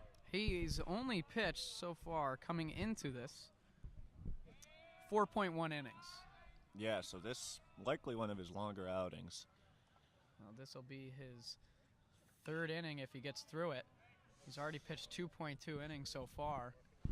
On the- As that foul tip. Oh, On the 0-2 count, wow. gave Croto the curveball, fouled it off himself. A ball was thrown back to the pitcher by both the home plate umpire and the catcher.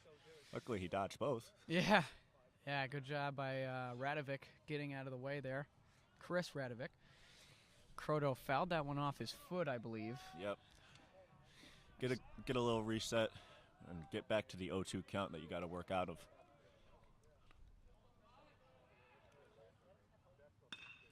As that And is a great swing. beautifully hit ball. Ooh. Just foul. Could have been more than just one base there.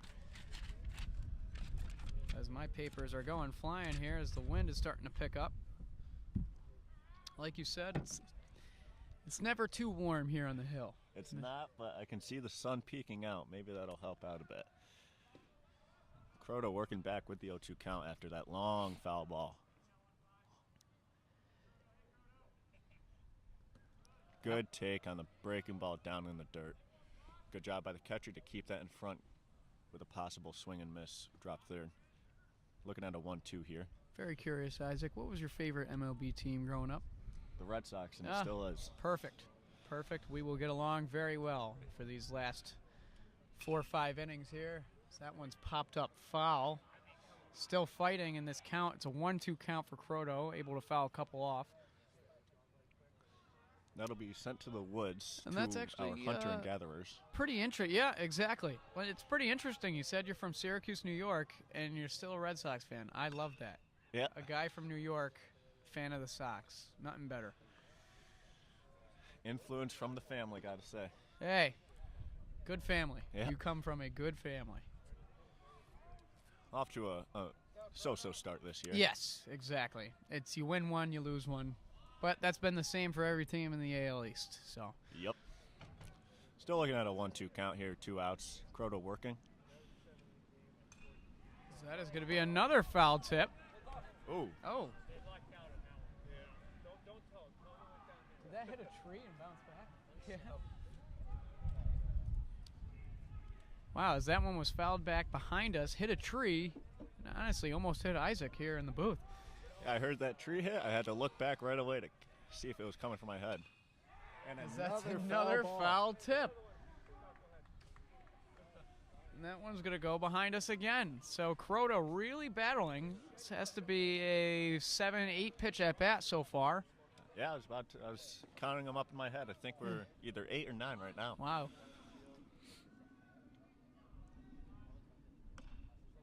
As he tips that one.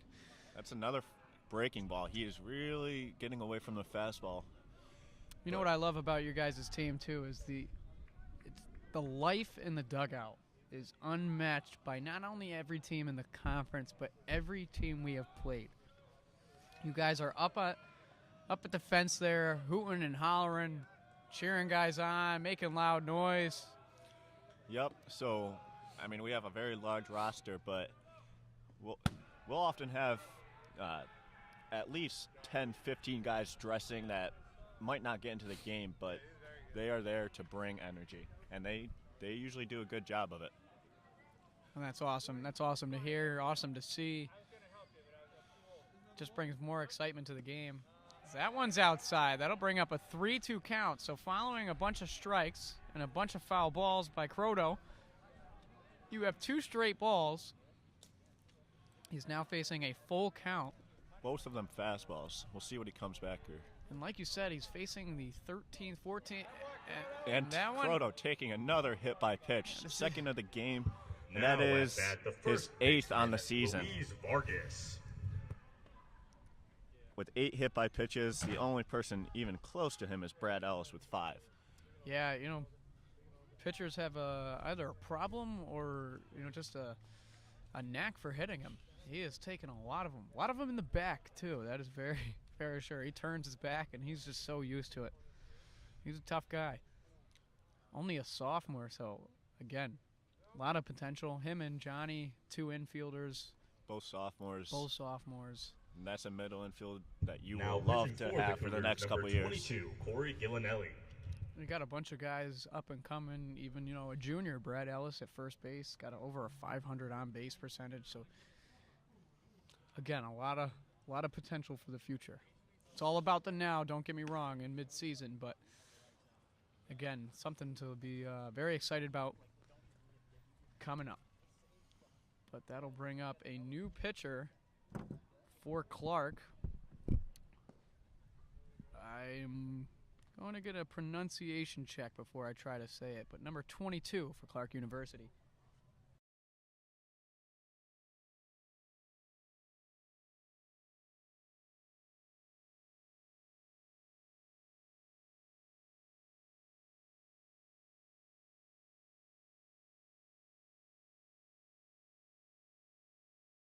Walk, 2 hit by pitches.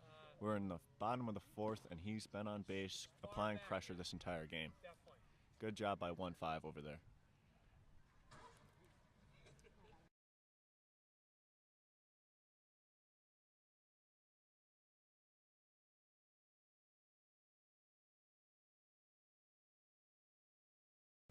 Is it Janelli?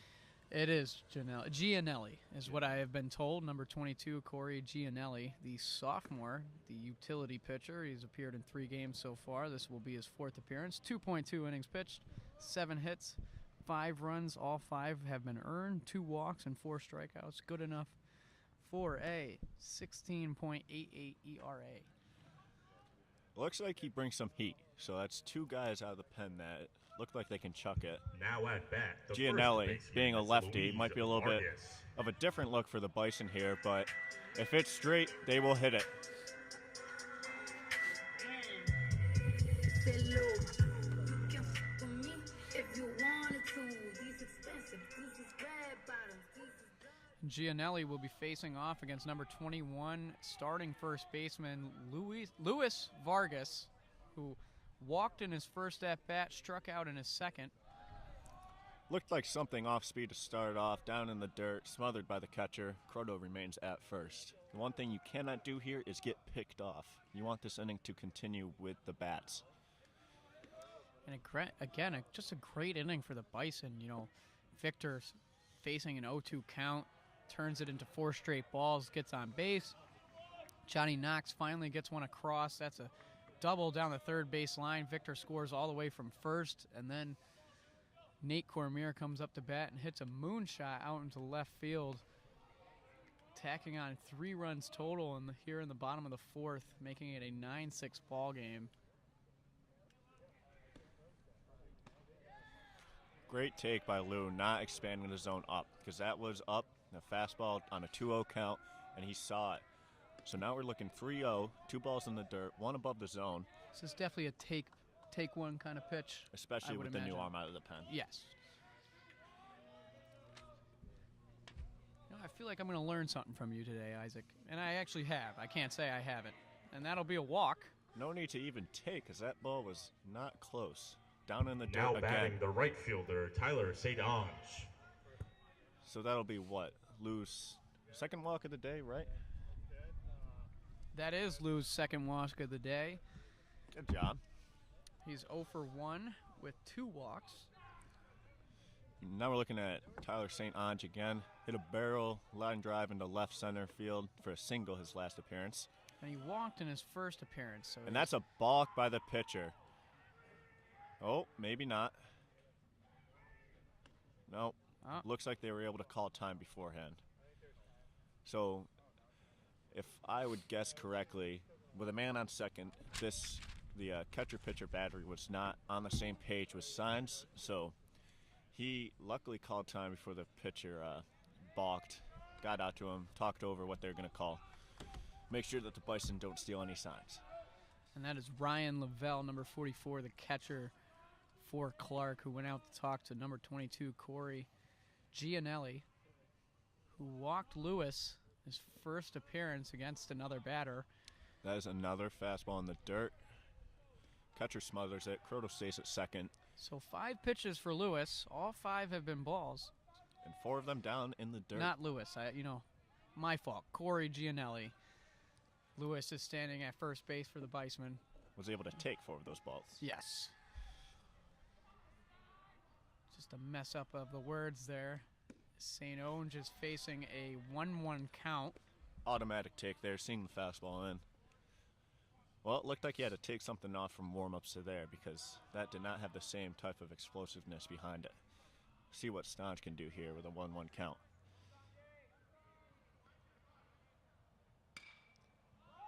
That is a high pop-up. He barrels it up The high right in the fielder's short running right, in. but he's able to grab it. And that is going to be caught by Samuel Farrell, number 15, to end the damage. It is a 9-6 ball game. The Bison able to score 3 runs in the bottom of the 4th, making it a lot closer. And we will be right back for the top of the 5th right after this.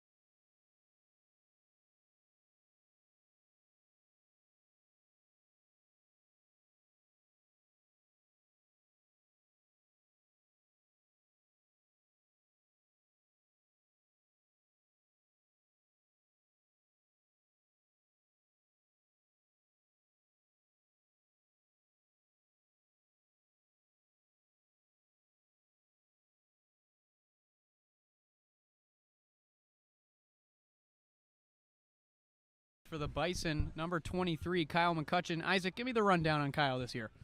So he's working back from a shoulder injury, I believe. So this is his first season.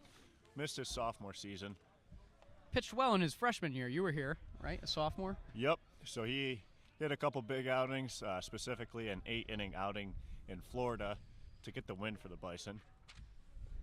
Well, that's something great to hear. That'll bring up number 44, the catcher for Clark University, Ryan Lavelle. He hit a single in his first at-bat. That was good for an RBI, and then he walked. So he is 1 for 1 in today's game.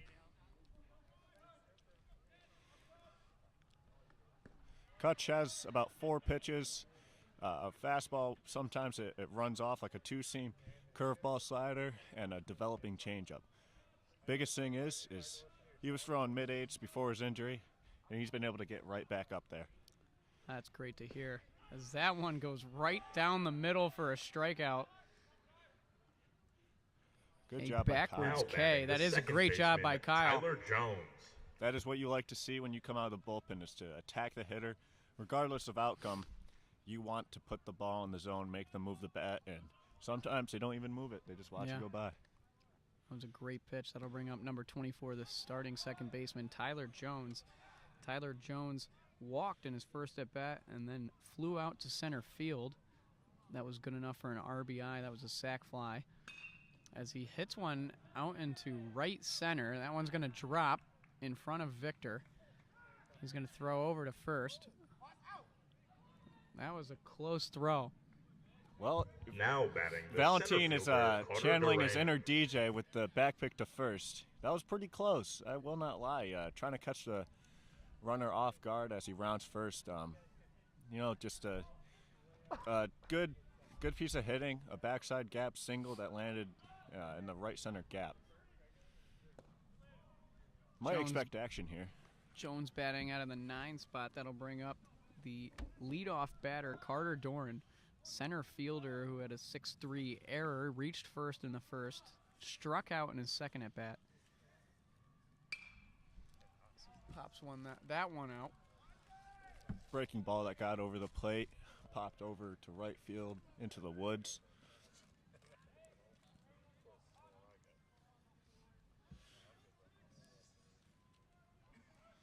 What's that? Because they did 3 times. I don't know what. And then grounded out in his third at bat. He's now batting for the 4th time today, and it is only the top of the 5th inning. He's facing a 2-1 count, 1 out. That was Decorum, believe. Ground out in one of the last few innings to end the inning. Okay.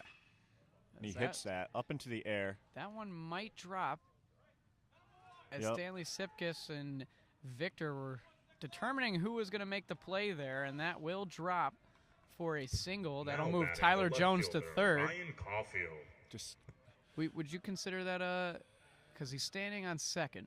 Is that a double? Yep, that'll be a double. Okay. That's just, perfect positioning of that ball. And you got Stan playing deep left because of the wind that we've been having. Doesn't want to let anything get behind him. And with speed in left and in center, that ball just barely got down before Victor's sliding attempt. 2 pieces of weak contact against Kutch here, but working with a man on second and third with 1 out. Gets ahead with a fastball up in the zone for a first pitch strike. So you got Doran at second, Jones at third, and that'll bring up Ryan Caulfield, the left fielder. Struck out in his first at bat. And got a single good enough for 2 RBIs, and then another single. He's 2 for 3 in today's game, facing an 0-2 count. Good breaking ball to get into the zone there. Catch the hitter off guard. We'll see how he works with this 0-2 count. So after getting an early strikeout, McCutcheon is in a little bit of a jam here. Runners on second and third with 1 out. Fastball up in the zone. Let's say that's an 0-2 execution. You don't want to put it in the zone, but you want to get it close enough that it's enticing to the hitter. Now, what is the idea here with both Croto and Knox standing on the edge of the grass? The front of the grass there in the infield. You want to cut down that run coming home. That wow. one gets between Johnny Knox and Luis Vargas. That will score 2 runs. Again, just the positioning of the ball. Now He's not batting able the to first baseman, C.J. Johnson. not able to find a glove. That was weak contact that was able to squeak through that hole. That not even if Knox is back on the infield where he's not playing on the grass to try to cut the run down at home, that's still a tough play with how weak it was hit. Just perfectly placed.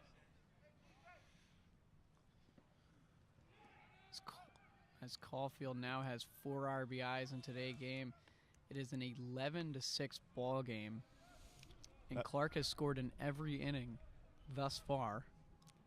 Yep, that breaking ball will get down into the dirt, get away from Murphy a few feet, runner advances to second. Tough pitch because it gets into the legs of the hitter where you have to try to work around him. And McCutch is now facing number 9 first baseman C.J. Johnson, who hit a home run in his first at-bat. Then there was a single. And then I believe a pop-up. Yep, over to Victor in center. Great pick by Murph on a fastball that was tugged well low and out of the zone. Down into the dirt, able to pick it, keep that runner at second. Now, also, what is the idea with Murphy behind the plate? Is this getting him some experience? I believe as a grad student, he was a catcher at Eastern. Okay. Yep. So, good pitch. Earlier in the season, we lost our starting catcher, Ben Jerome, to a fractured hand. He took a couple backswings that hit him in the hand when he was trying to catch. That took him out, and it's been Will Nath and I covering the game since then, but Nath has been dealing with a bout of shoulder soreness, so he's trying to work through that. Now batting the designated hitter, Randall Saffron. As they're giving him time off, they're also you want 2 catchers to be able to catch. I covered 6 innings of yesterday's game. Murph covered the last, and they're getting Murph in now. What I would likely see this weekend is I would take one of the games and Murph would take the other. Okay. That is if Will Nath is still down with injury. Okay. So Kutch struggling to find the zone here. Walked a guy and then getting behind this guy 1-0 on a fastball that ran inside. Yep, that'll go down as a walk for C.J. Johnson there, and that's going to be a pop-up behind us. That hits another tree, but this time doesn't come back towards us. McCutch is now facing Randall Saffron, the designated hitter who struck out, walked, and then was hit by a pitch. It has been a longer hiatus of pitching for Kutch as usual, as he didn't throw yesterday nor in the doubleheader against Endicott. So it's approaching a week now without throwing in a game, which might explain some of this rust that Kutch seems to have right now. But with a good breaking ball, he gets ahead of 11 right now with 1-2. Yeah, facing a 1-2 count. Saffron awaiting the pitch. He's able to fling that one foul down the first baseline. Vargas making his best attempt. Good fastball that ran in, got into the fists of Saffron. Barely put it out of reach of Vargas over there at first, but we'll reset. Another 1-2 count. Still with 1 out. Got Croto and Johnny working up the middle, hoping to get that 2-ball, get out of this inning.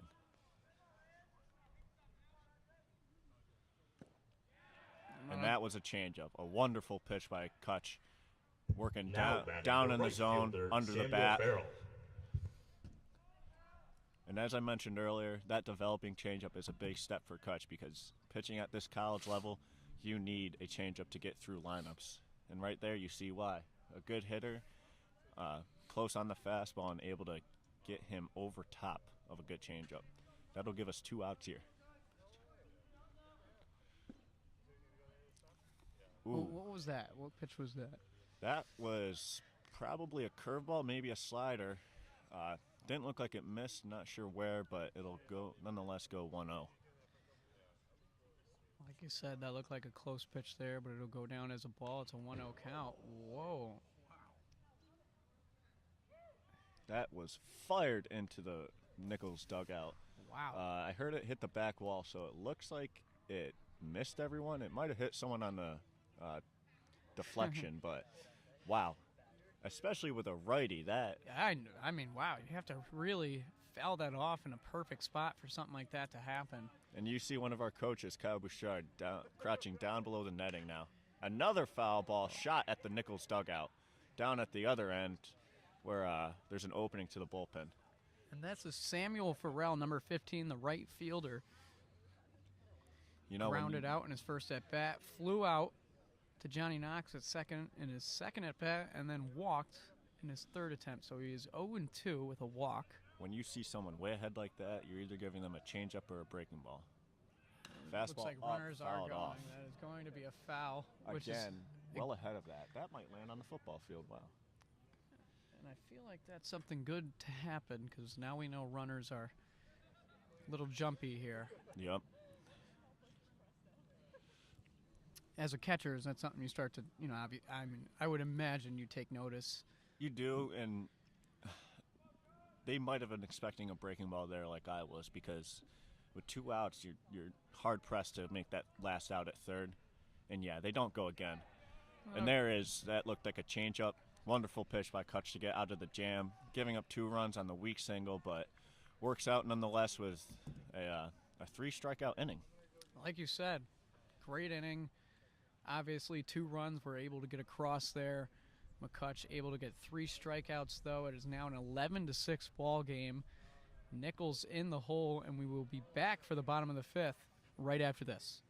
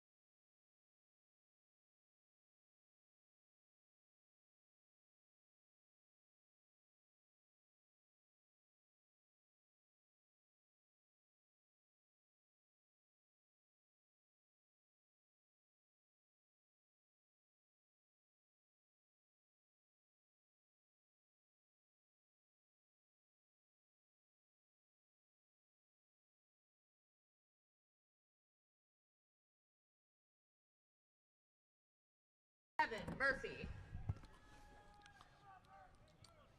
Leading off this inning here, we have Kevin Murphy, number 24, the catcher, with 2 groundouts on the day, 1 to second, and I believe the other to third. The other was to third. This will be 8-9-1 in the Bison order. Leading off with a first pitch ball. Looked like a good fastball, but just missed.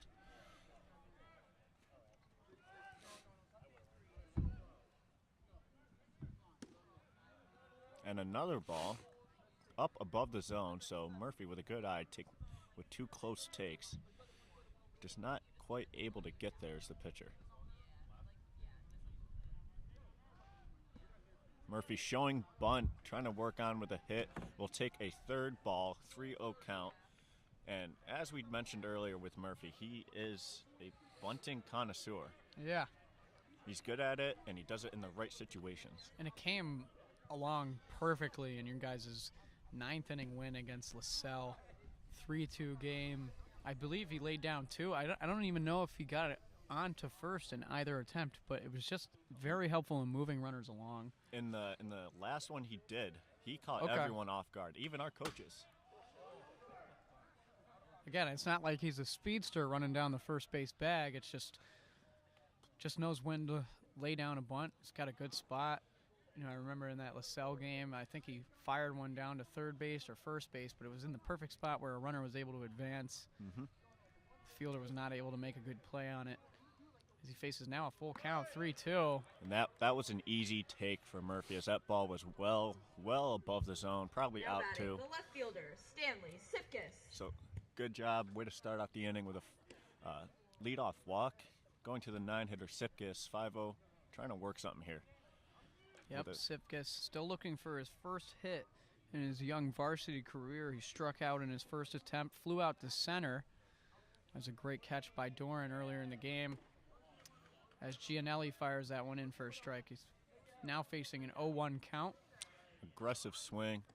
You don't mind it, but at a point, you have to cut down, try to put barrel to ball, and try to work into the field. And now both teams are scoring a lot of runs. I think the biggest difference between you two, and if you look over at the scoreboard, is that 5-run inning in the top of the second for Clark. You guys Indeed. are unable to score any runs, and that is the difference in today's game. It's an 11-6 ball game. We'll see if we can follow up Clark's top of the fifth with a couple runs of our own. That one's fouled up behind us. Guys, a lot of foul balls today. Yep, Sipkus working with a 1-2 count ahead of that fastball up in the zone, putting it almost straight behind him. It's a 1-2 count for Sipkus. Murphy taking Key a moment short for lead. him here. He's trying to get on base. No. Sipkus, another one of those guys, you know, still looking for his first hit, but he did a great job running the bases in that win against LaSalle. I think he scored the game-tying run. Yep, he's quite the speedster, and he's got a bit of pop in him too. Doesn't matter Now though batting the if center you cannot fielder, put it Victor on the ball. Valentine. As he goes down swinging, It'll be his he's got 2 today. fifth strikeout of the season and his 2 starts. So just what's hurting him right there is just not being able to even put the ball in play. Yeah. And again, when he does, it just seems like it's right to a player on the field. Yep. You got Valentine working here. 1-0 count with a fastball above the zone. 1 out. You might see action, maybe a hit and run and hit. Try to avoid this double play in a pivotal inning. And like you said, Valentine, the leadoff hitter. This is his 4th at-bat. Grounded out to third base in the first. Struck out in his second at-bat. Then walked, was able to score a run on a Johnny Knox double. Watches that second fastball work in to a 1-1 count.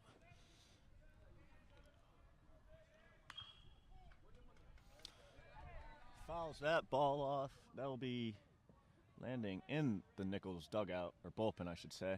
Looks like Vargas took a heavy attempt to make that catch there. Well, now Victor's facing a 1-2 count. And again, you get a runner on. Kevin Murphy, leadoff walk. It's really important. Oh, wow, that was well above the zone. That was a high fastball there. Good job by the catcher to get his glove on it when you're down in the crouch and you see a pitch that's about 8 feet high. Good job to just react and get up there. 2-2 count Prevents here. a runner from getting Oh, across. the same pitch. That one just was snagged by the catcher. Again, Victor's doing really well battling, just like he did in his last at-bat when he got that walk. He was facing an 0-2 count that last at-bat. Saw 4 straight balls, got on and scored a run. Now a 3-2 count here. As he is not able to win this battle. That'll Now go down batting as the second Corey baseman, Gianelli's Johnny second Knox. strikeout. Gianelli working the fastball up in the zone effectively, getting Sipkus earlier and Valentine there. Just gets above the barrel, can't touch it, and that'll be 2 outs in the inning for the Bison. Well, here comes up number 9, Johnny Knox. 2 flyouts to center, and then that double like we were just talking about. And he's had some hard hits as that one is carrying. Oh, wow. Just in front of the fence there. Knox went up there to get that fastball, and he put it right to the fence. That might have been robbed. Hard to tell how far back the left fielder was, but Johnny staying on a barrel with little results to show. Well, score remains the same at 11-6. That'll bring up the top of the 6 right after this.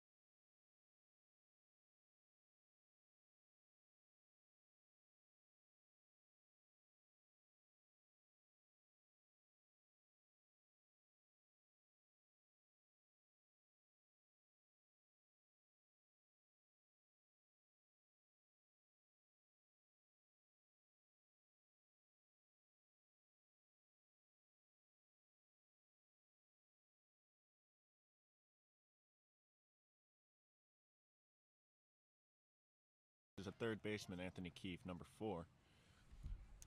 Kyle McCutcheon still working, looking to get the Bison back into the dugout to hit. Need a quick inning here. I agree with you there, Isaac, as Anthony Keefe, will be his 4th at bat today. He got a single in his first, a walk in his second. And then what do I have here? Oh, he hit one down to first base. Vargas steps on the bag, but he was able to get an RBI. That was fouled way to the right side into the woods. Working to a 1-1 count here. So is there a difference? You know, obviously he didn't fly out to Vargas, but is that a sack out? Is that what you guys call it? Or when he hit it down to first, Vargas stepped on first base rather than throwing down to home. So that would just be a 3 unassisted with an RBI. Okay. If it were a double play, so if Vargas went to 2, got the double play, that would not count as an RBI because you cannot sacrifice 2 outs for 1 run. Although I think that would have ended the inning anyhow. Okay. Just a weird baseball fact. Like, yep. So 2 outs, don't get an RBI. 1 out, you can get an RBI. Okay. But unlike a sac fly, it will count as an out. Okay. Or as an AB. On a 1-2 count, looked like Kyle McCutcheon choked a change up there about 50 feet to the backstop. 2-2 count here. A little bit of baseball here. I do want to mention, I feel like Kyle cleaned up his face there a little bit. He also might have got a haircut. He did have a recent interview with the Rhode Island State Police for an internship. Oh, okay. That is the reason why. A fastball that works inside. A fastball that works inside gets past Murphy, drop third strike, and Keefe is able to make it to first base on the strikeout. Batting the shortstop, Sean Borden. How would I write that down?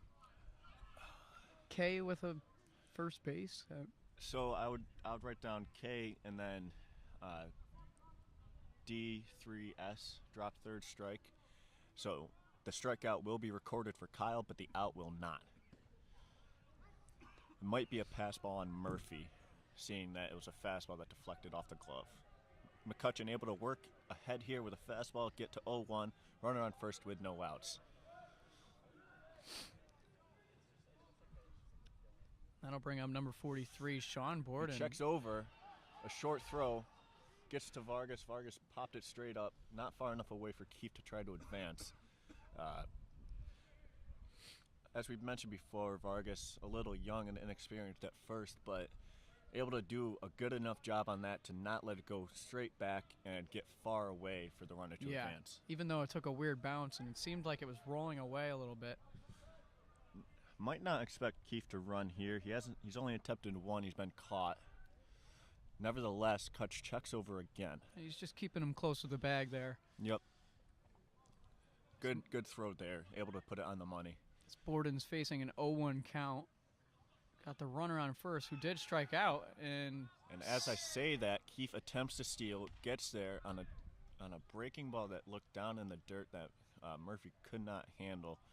Good pitch to go on. I'm going to be that guy and say you might have jinxed it. I might have. Stats lie sometimes. Yeah, no, you're right. I was going to say, it looked like his lead was pretty big. Only attempted 1 steal. McCutcheon does have a 1-2 count now after that fastball. Swing and a miss by Borden. Able to bring the heat, rise it up above the barrel. Needs to get big here and get a second strikeout. Fouled off way to the right side past the Clark dugout. So it seems like he just got a hold of it. Late swing, I would imagine. Yep. Reactionary, fastball up. You know, good spot, good execution by Kutch.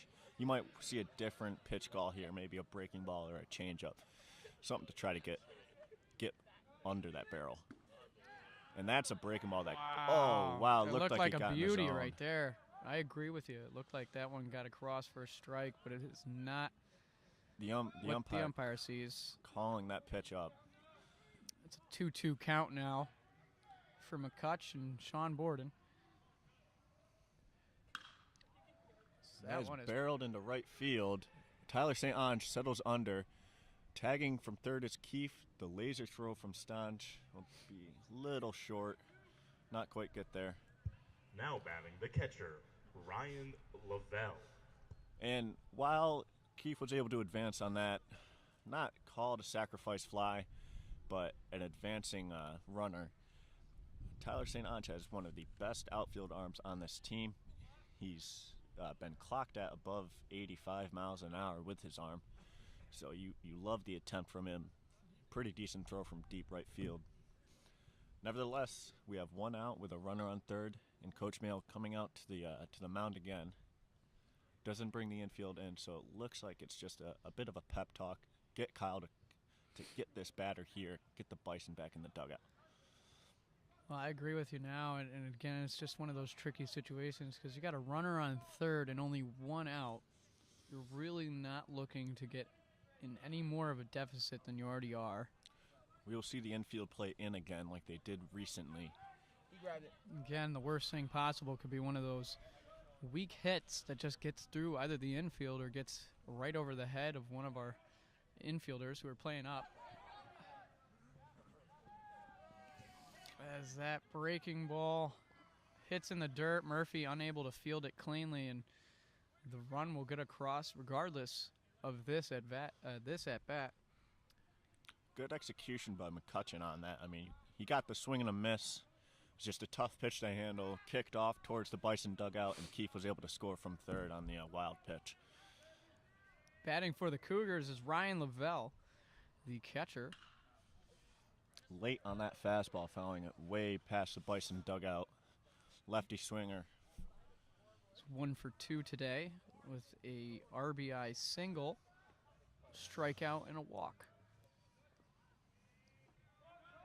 Bison now facing a 12-6 deficit, got it as close as 3 runs. The 0-2 fastball will rise up and away. Killing it. Yeah? Yeah. You're doing great,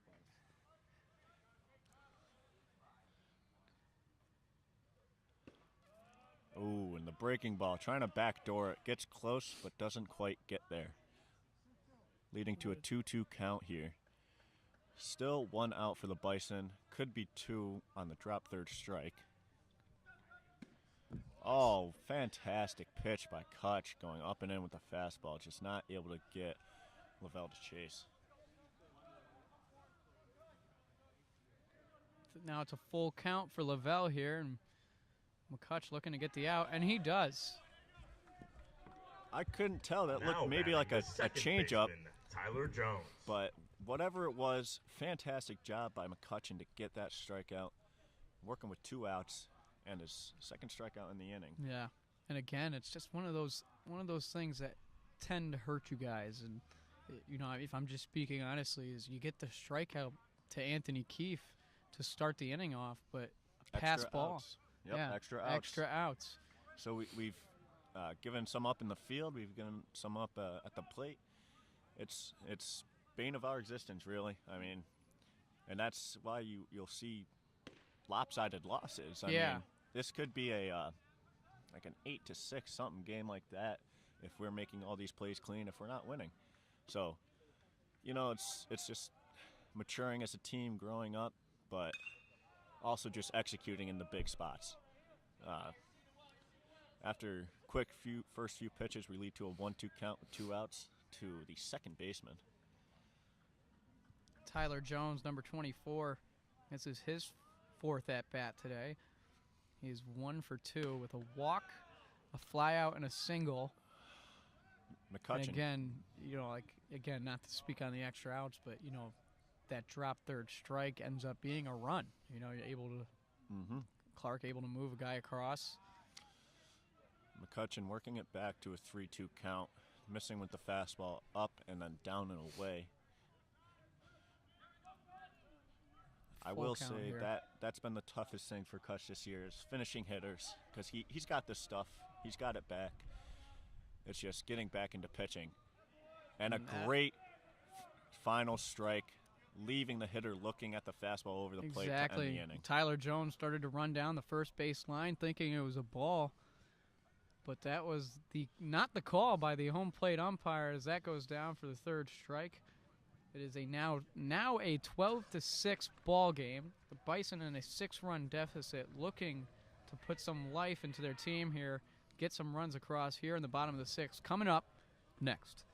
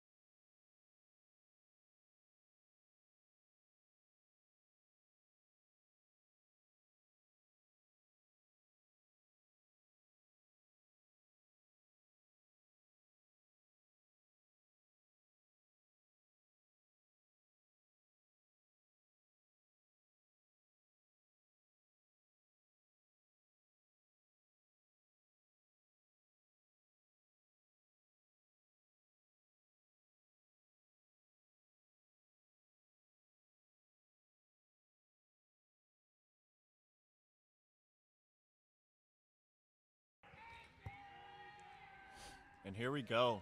The number 3 hitter, number 3 himself, DJ Karen, senior captain, having a great day, 2 for 2 with 2 home runs. He needs to get this Bison offense jump-started, leading off this inning against a new pitcher. That'll be number 30, Michael Carterud. Good take on the breaking ball. First pitch, trying to get him to chase. Carterud. I know I'm pronouncing it wrong. I'm trying to get it right. And I think if I say it a bunch of times, it will come wrong.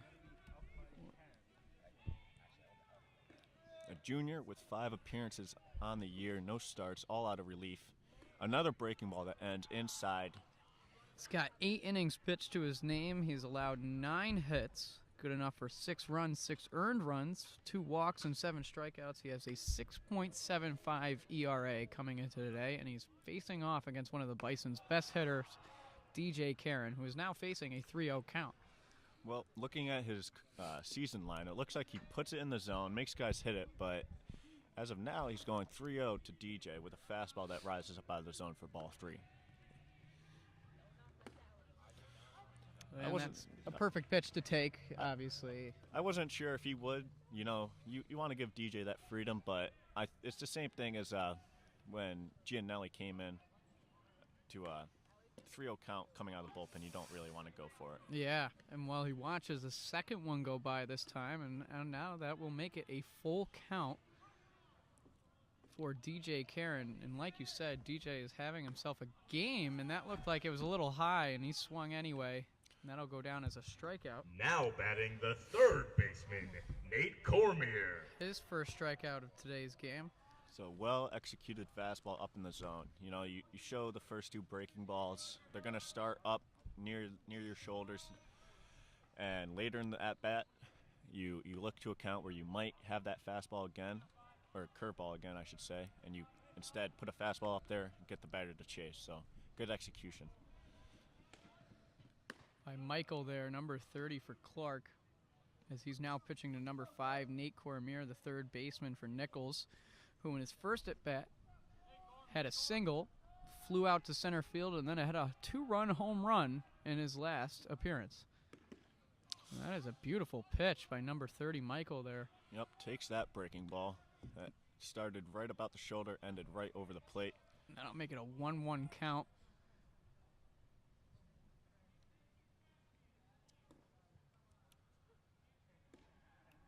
Oh, we're having a little bit of a Houston Astros in I the was Bison just going to dugout mention here. that. Yeah, exactly.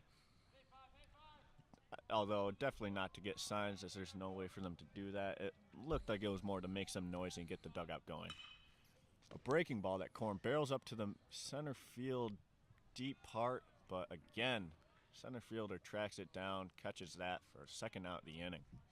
Carter Doran is having himself a day. Andrew Croto. Which, as a Bison fan, you hate to say, but for all those Clark listeners watching and viewing today's broadcast, that is now his, I believe, 5th catch out in center field.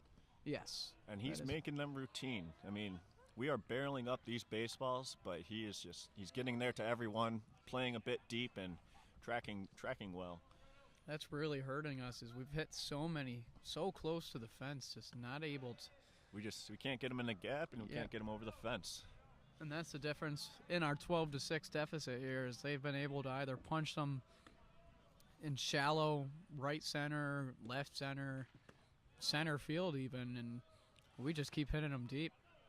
Croto doing a good job here with 2 outs, being patient, not expanding the zone, getting to a 3-0 count. Looking to get on base his 4th time today, and he will. That's another pitch above the zone.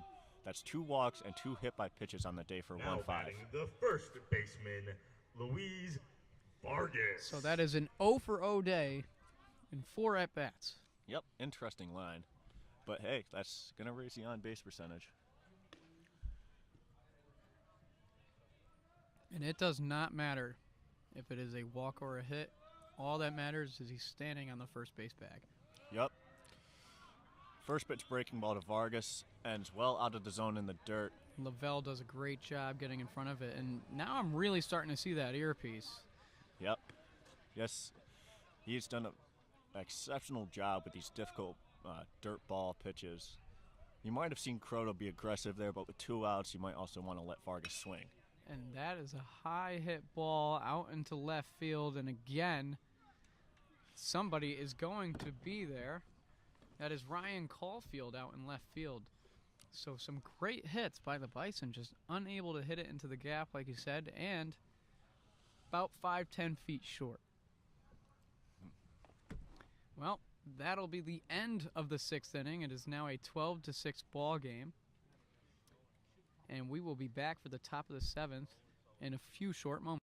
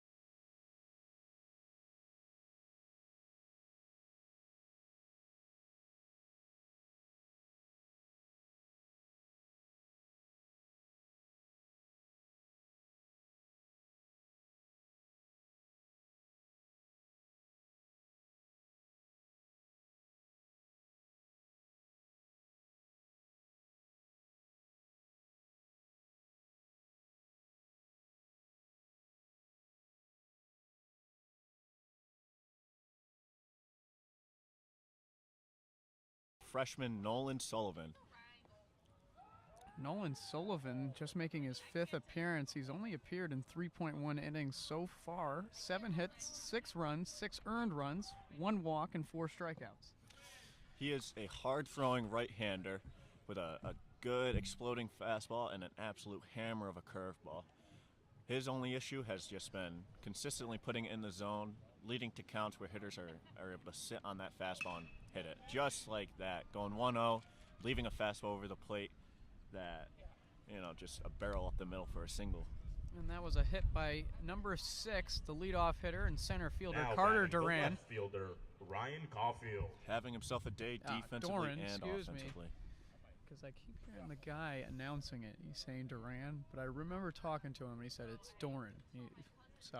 Red Sox fans thinking of Jared Duran. Yeah. Oh, yeah. Yeah, I think, you know what, after he got called up, he was like, now people are messing my name up. So That's a first pitch breaking ball that ends just a bit inside, but a good spot by Sullivan nonetheless. No relation to Owen Sullivan. I used to wonder that. I'm not going to lie. It's pretty quick. They don't look too much alike. That'll bring up number 46, Ryan Caulfield, the left fielder who got Clark out of that last inning, catching a high ball from Luis Vargas.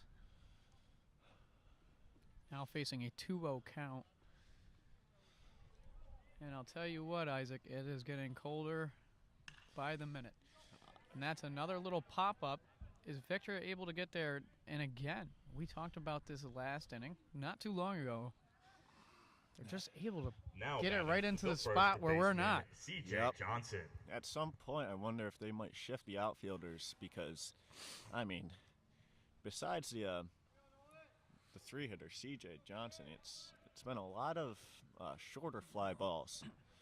And speaking of him, he's up now, so you might want to keep those outfielders back near the fence. Yeah, I would agree with you there. Number 9, C.J. Johnson, who homered in his first at bat, followed by a single with an RBI, a fly out to. Where did he fly out? He flied out to Valentine in center. Yep, Valentine in center, and then a walk in a 1-0 count. Sullivan, couple of damage early.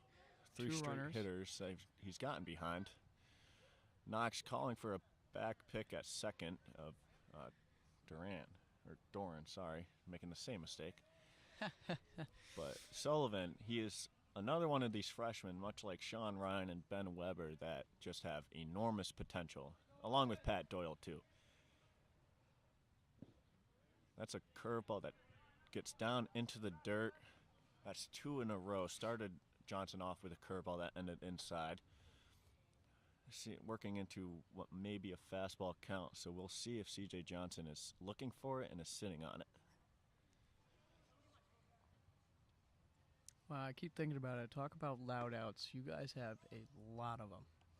A lot of them.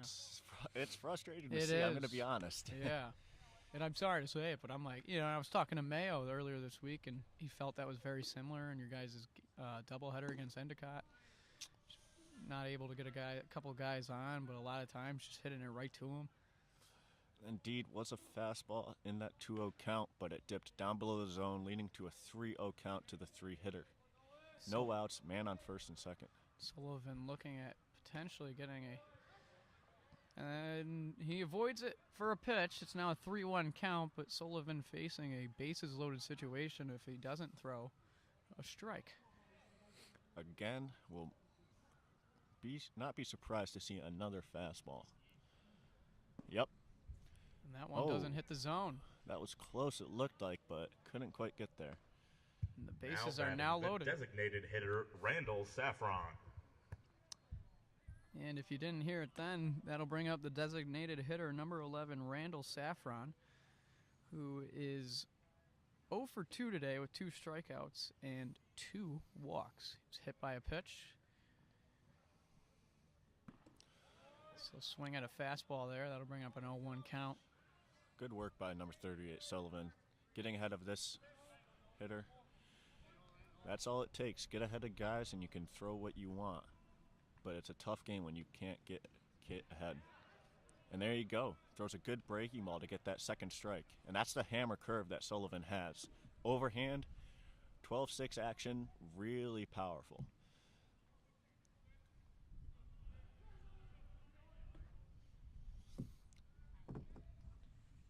Takes time off the rubber. Does that little fake throw that you need to for the NCAA rule change. Pitch clock change. What's the time on that now? 20 seconds. So, and that's in there. That's a fastball right down the heart of the plate. 3 pitches and 3 strikes. That'll go down as a backwards K Now for up the bat, Randall the Saffron. right fielder Samuel Farrell.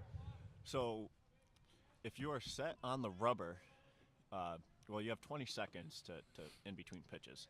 And if you come set on the rubber and you step off, if you do it as the pitcher, you need to fake a throw like you're throwing to a bag, and that will reset the timer. Okay. If you don't, then the umpires will call a balk, and the runners will advance.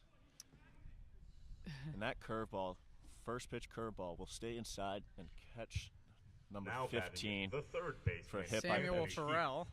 Yep, and that will Bring a that'll run bring across. a run. So there's another. That's the 7th inning. This game, top of the 7th, and all innings Clark has scored. First one this inning. Wow. That's just It's not a great sign for the defense. not a you winning know. recipe. No, I would agree with you there. And that'll bring up number 4, Anthony Keefe. And another one of those guys. The only run that was scored last inning, he struck out and then was able to come reach on a around. drop third strike. And that's 2 fastballs, one looking and one swinging that get by Keefe. Coming to a quick 0-2 count. Let's see if Sullivan can capitalize here, get his second out of the inning. Or, with some good luck, get a ground ball, work a 2-ball, and get back into the dugout.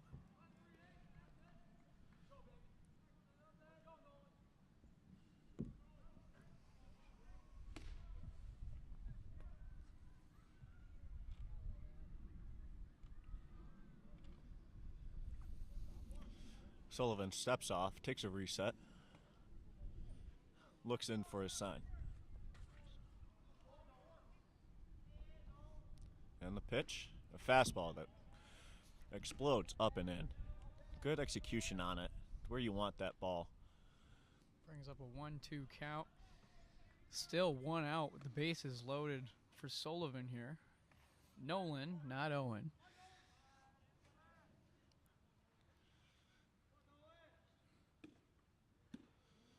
A breaking ball that's left Ooh. up over the zone. Couldn't Keefe quite was- get down. Yeah, and Keefe almost checked the swing there, but able to pull back.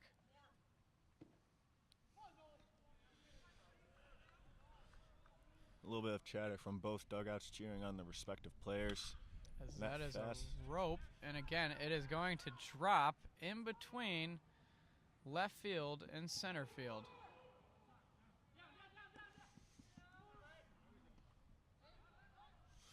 Well, that's a confusing play. So that was a barrel into left center field. Sipkis fielded it. He threw it into Crota, the shortstop, who threw Now home batting to the try to catch shortstop, one of the Sean runners. Borden. The throw was offline. The run scored. Murphy acutely saw the runner from second trying to advance on that throw. Throws it to Cormier at third base. High throw, but Corm is able to handle it, get the tag down, and that will be the second out of the inning. 2 runs score on that play. It will be scored 7-6-2-5, put out. Runner remains at first base on that play, and the first pitch fastball goes in for a strike. You know your baseball, Isaac. I'll tell you that. That was a great job, and Croto unable to field that one. That's a hard hit. And he's able to make the And tag. another confusing play on a barrel to Crotto at short. He dives for it, deflects it. Corm, much like the other play, except reverse this time, goes around, fields the ball. Sullivan, who, good job of covering third base, Yeah, good idea recognizing it, Yep. running down to third base there. catches Keefe trying to advance on that like short kind of squibbler of a deflection, and they catch him at third for the final out of the inning. No run will score on that. You know, Isaac, before we go to the commercial break, how do I write that in? What for Sean Borden, what would I say? Is that a single or That is a single that Okay. will go a 6-5-1 put out at third base, but a single for Borden. All right, ladies and gentlemen, you just heard some amazing baseball talk by Isaac Blanford there. He explained everything perfectly. So if you didn't get it, I would just reverse on YouTube and listen to it again. Clark University was able to string along 3 runs there in the 7th inning. They have scored in every inning of this game so far. They own a 15-6 lead over the Bison, bringing up the bottom of the 7th inning right after this.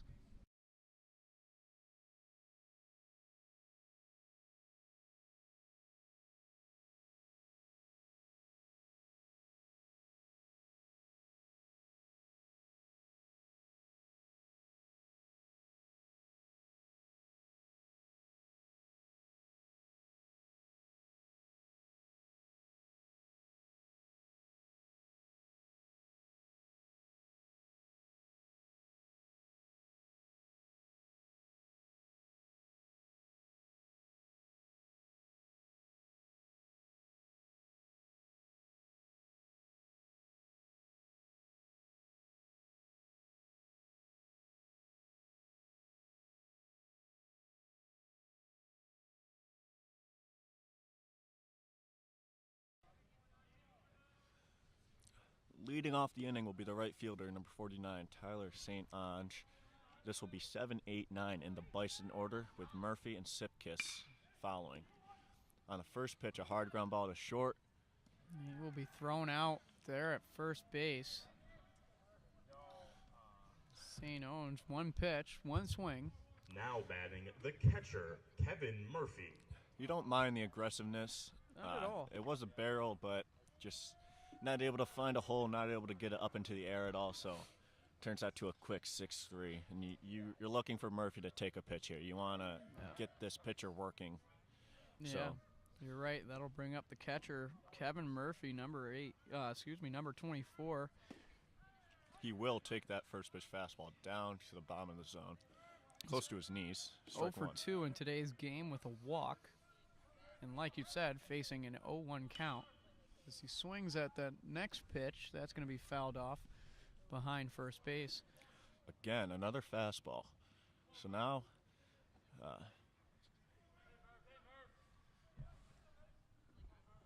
Carterud is in the driver's seat, 0-2 count, shown 2 fastballs.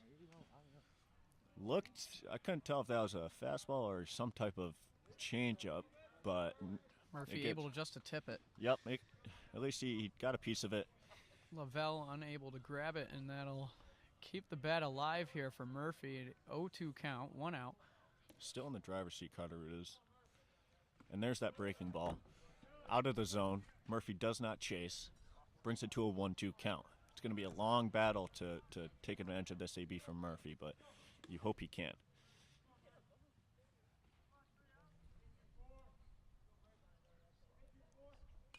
Another breaking ball. Murphy sees this one in the zone, fouls it back. Good job to recognize it near the zone and get it out of play. That one goes right behind the backstop there. We're lucky it didn't hit the backstop camera.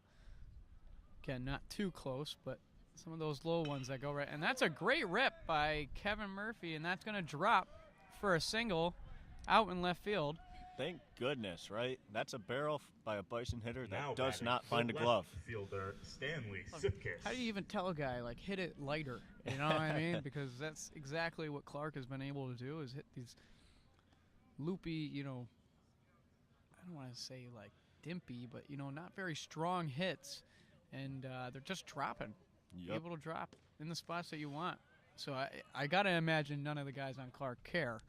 Yep, the hit's a hit. Their hit's a hit, But Murphy did a great job recognizing another breaking ball, able to see this one to the barrel, pop it into left field for a single. Sipkiss comes in, sees 2 breaking balls, takes both down to a quick 0-2 count with Murphy on first base with 1 out. Sipkiss 0 for 3 in today's game with 2 strikeouts.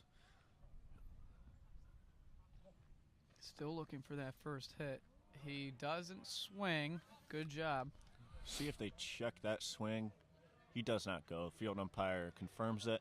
Good hold by Sipkiss, but he still has to fight back this AB. With 3 breaking balls, you can expect something different here. Like you said, number 30, Michael Carterud, is in a good spot here as he fires back to first, making sure Murphy doesn't take too big of a lead.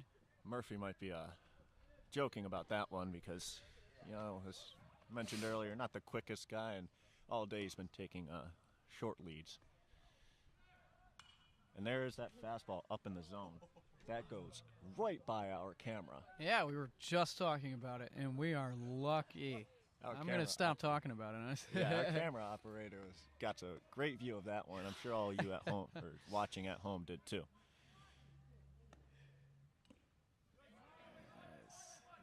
Well, Sipkiss does a good job fighting that close breaking ball off. Lavelle not able to hold on. I think that might have been in the dirt anyways.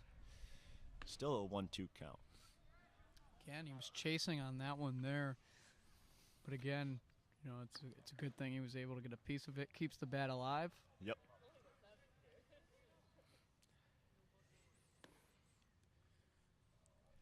Sipkiss, number 5-0. It's going to take time here. Carterud taking a decently long time to get the pitch he wants, so Sipkiss getting back comfortable. Carterud has the pitch he wants. A fastball that Sipkis fouls back over the backstop into the woods, remaining a 1-2 count. Murphy's still on first base. We still have one out in the inning, and this is the bottom of the 7th. Bison are looking at a 15-6 run deficit. That was a changeup that dipped below the zone. Pitcher not happy, but Sipkis with a good take to see that down. That'll bring up a 2-2 count here. As he swings high on that one, that's going to get by him for strike 3. And that is Sipkis' 3rd strikeout of today's game. Center fielder Victor Valentin. As good as a job he does, and seeing that changeup down, he expands up in the zone with that fastball and is just not able to touch it. It's too high.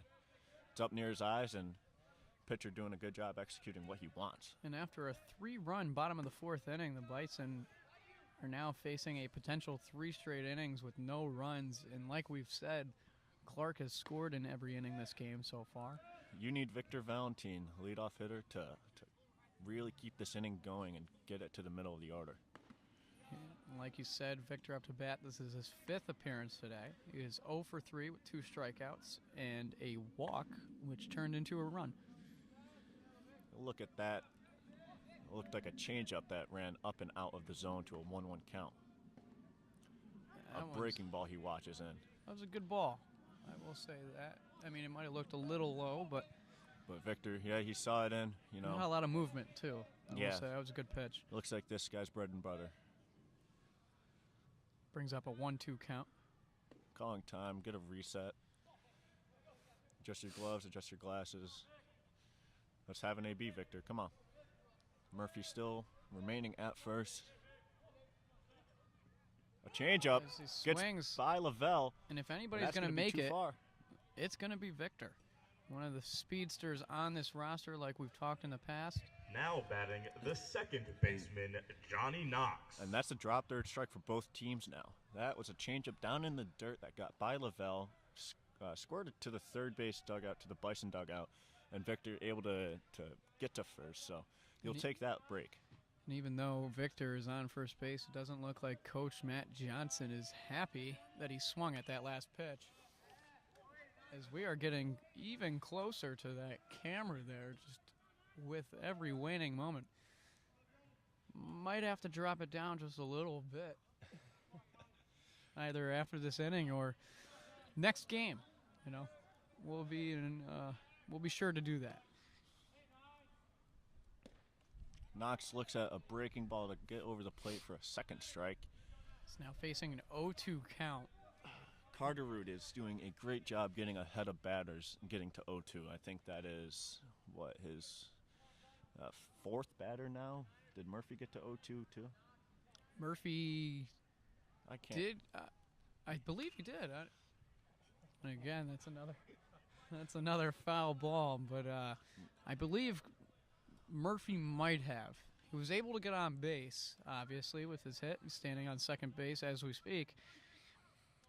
Either way, it's been but Sipkis did, you're right. And Victor, Johnny. Yeah, oh wow. And he barrels that curveball to short. He'll look towards 2nd, but throw towards 1st for the easy out. And just in time, Knox was hustling.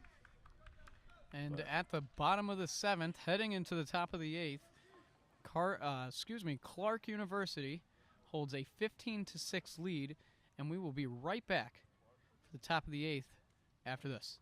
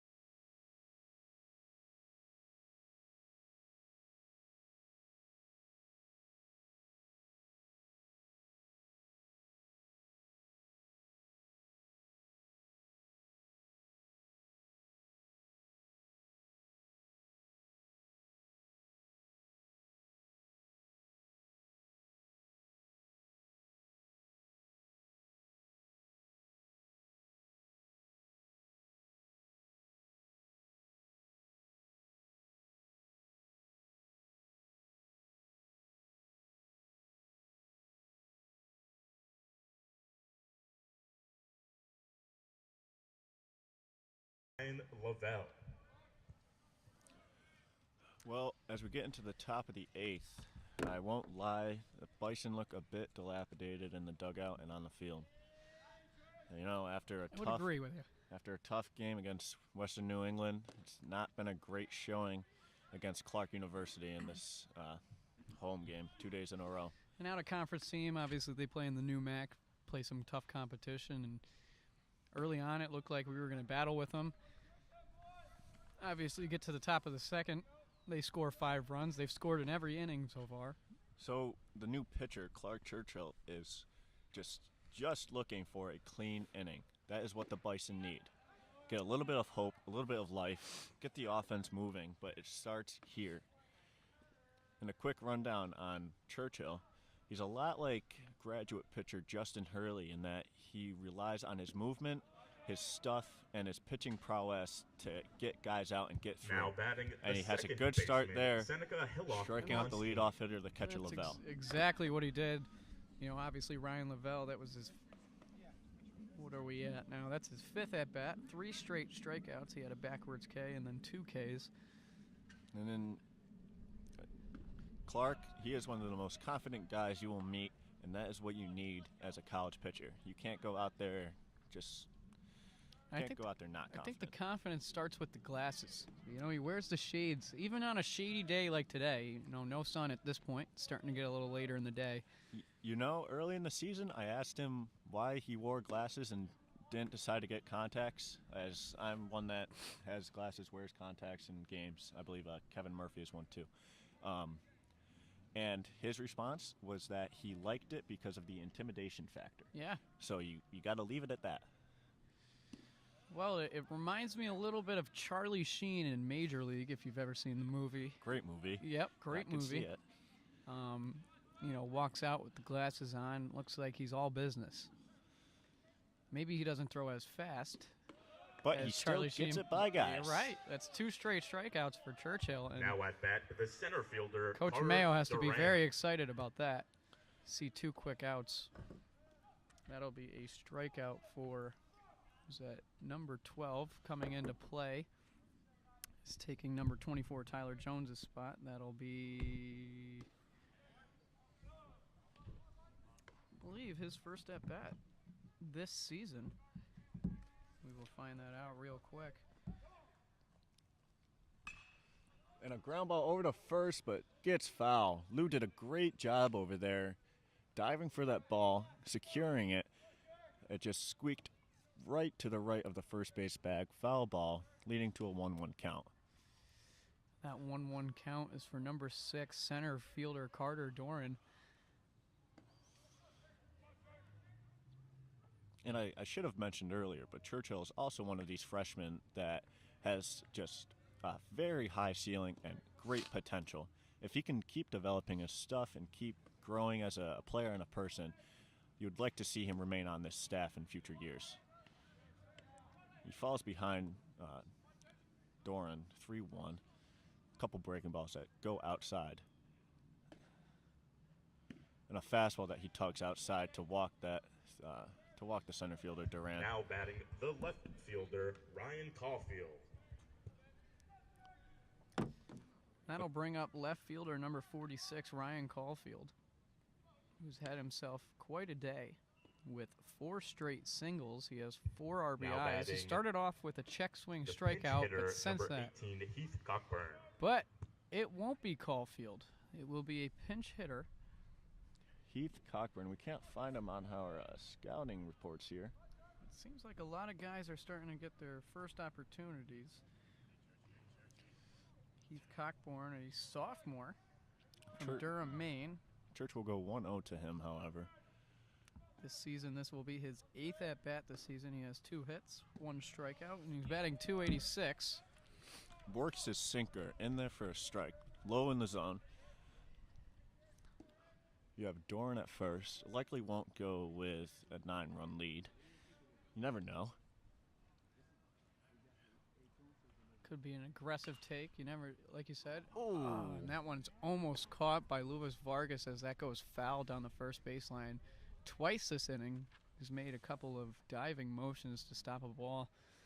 One was foul, and the other one was in the air, just unable to come up with it. It's now straddling that first base bag. Try and hold Doran. Doesn't look like Churchill's looking over that way that much. Leaving a 1-2 count. And that's a fastball that ends in the zone. A strikeout.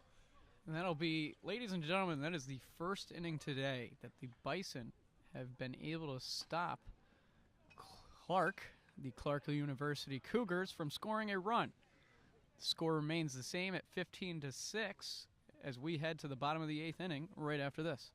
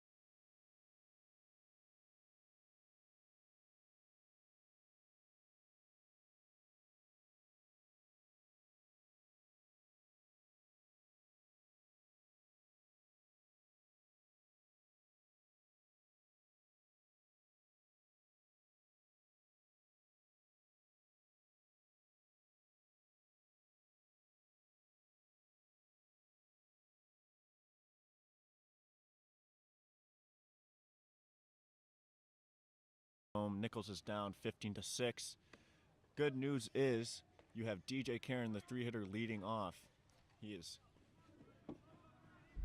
hit 2 home runs on the day. He's approaching a new pitcher, Nate Bonini. Bonini has 6 appearances on the season, 7 innings, 11 hits, 8 runs, 5 earned, 3 walks, 6 Ks, to a tune of a 6.43 ERA. DJ swings at that 1-0 offering, pops it up foul, looking to a 1-1 count. On deck, it appears we have a new batter. Mark Catone will be coming in for this next at-bat after DJ. Swings through what looked like a breaking ball, gets to a 1-2 count. Bonini on the shorter side does seem to be able to spin it.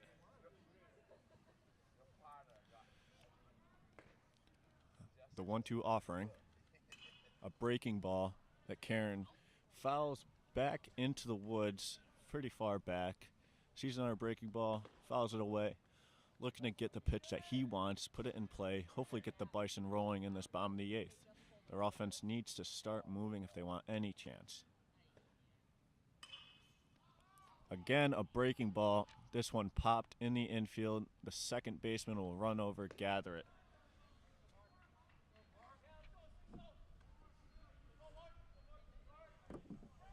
Now pinch hitting for the Bison, Mark Catone. As Catone is announced, he will be the second batter of this inning. It looks like he is replacing the third baseman, Nate Cormier.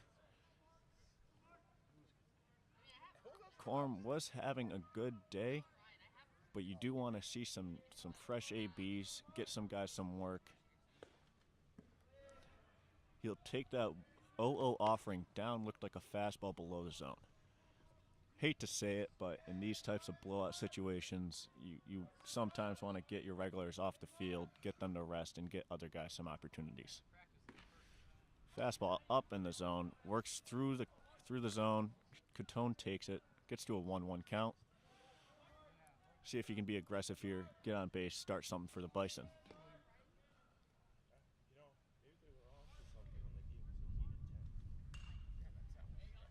He fouls that back over the Clark dugout, leading to a 1-2 count.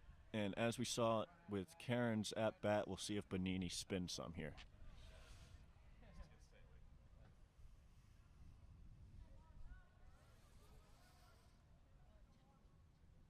And he does. Good take by Catone to leave that as it leaves the zone, goes down and away. Heading to a 2-2 count here.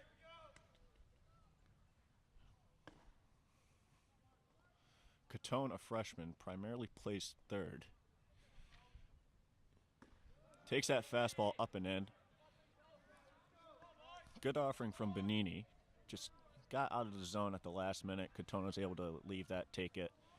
Puts himself to a 3-2 full count. The offering, a fastball in the zone. He barrels it up to left center, but Duran makes another great catch heading into the left center gap and takes a hit away from Mark Catone.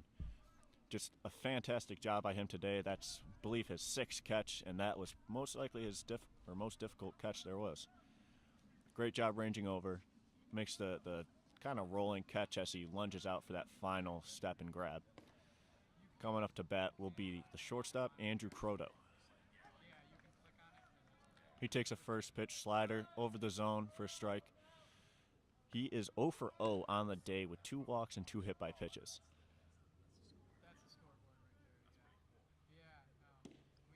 Sees another slider, leaves it, goes out of the zone, heads to a 1-1 count for 1-5 here.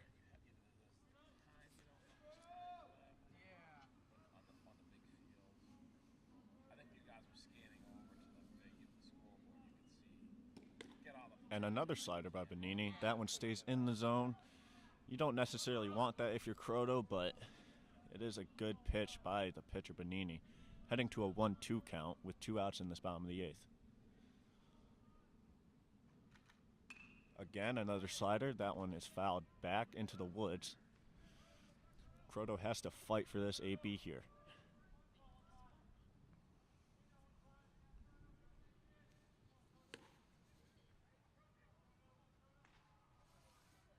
Bonini gets the sign, gets the pitch he wants, sets, and the pitch. A fastball. Croto rolls it over to shortstop, the throw over to first, and that'll make the play, and that'll retire the Bison in the bottom of the 8th. A 6-3 put out, and the Bison go back out to the field to finish this 9th inning.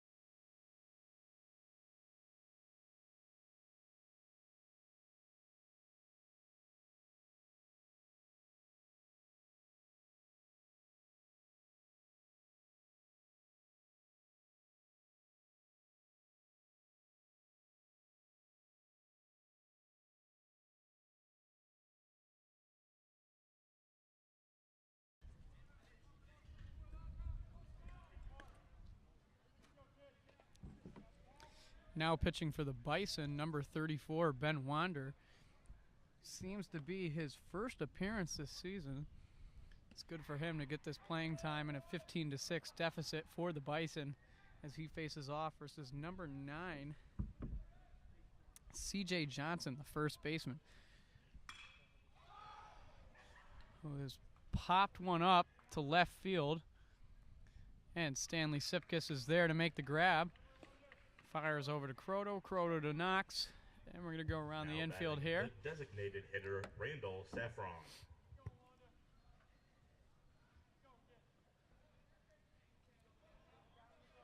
Wander just a couple of quick pitches there. Able to get C.J. Johnson out. Just misses on that pitch to the designated hitter, Randall Saffron, who is 0 for 3 today with 3 strikeouts. He was also walked and hit by a pitch. Wander now has a 2-0 count. Just trying to throw a couple strikes in there.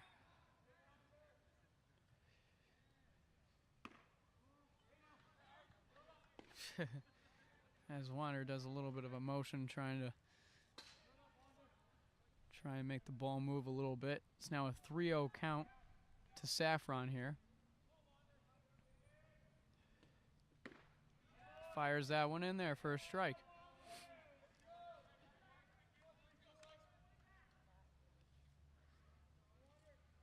It's now the top of the 9th inning. There is one out. That was to C.J. Johnson. Wander fires one in there. Saffron not able to get a piece of it.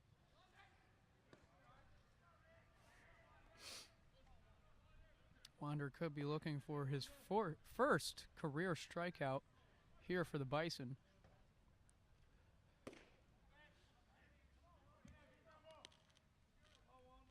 Now batting right fielder, Samuel Farrell. And that'll bring up number 15, Samuel Farrell, the right fielder. Comes into this at-bat 0 for 3. He's also walked twice, one of those being a hit by pitch.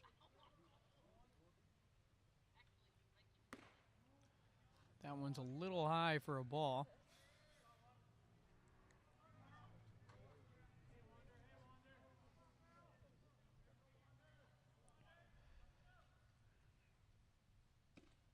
Fires that one in there for a strike.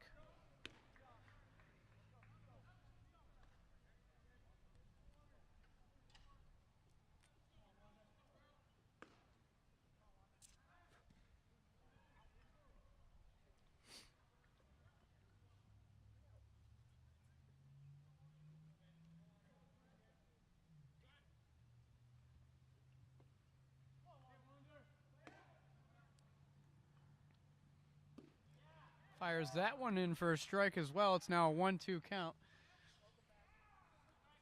We have some of the best ball chasers around here as they have gotten most of the balls that have gone foul.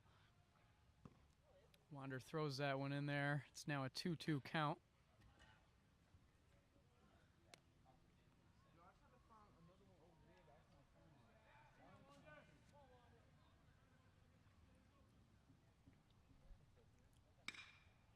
That one's hit hard out into left field. Stanley Sipkus is there to make the catch. To make the catch. That is an out. That is an out.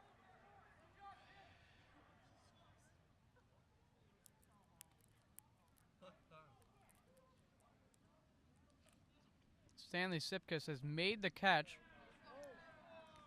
but they are going to grant the home run to Samuel Farrell.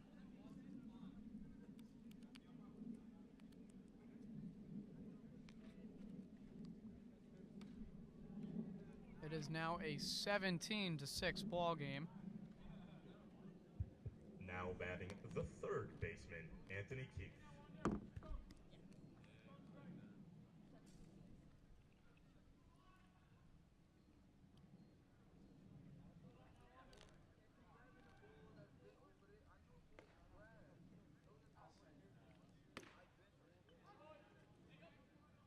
Wander fires that one in there for a strike. Still one out. No runners on.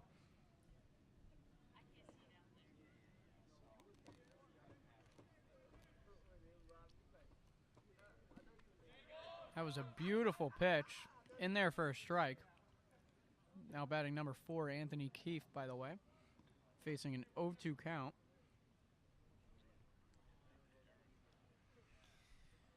Keefe is 2 for 5 in today's game.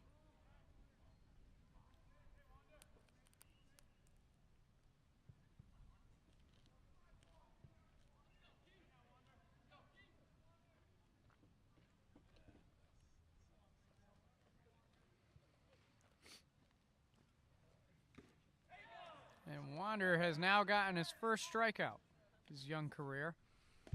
Now batting the shortstop, Sean Borden. 2 outs here in the top of the 9th. Bison looking to end things a little earlier than expected here. Facing a 17-6 run differential. That'll bring up number 43, Sean Borden. Again, another beautiful pitch.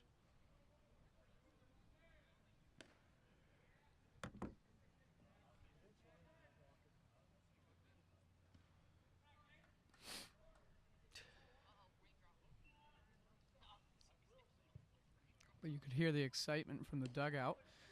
So a lot of the Bison guys are cheering on Wander in his first appearance as he fires that one in there for a strike. It's now a 1-2 count.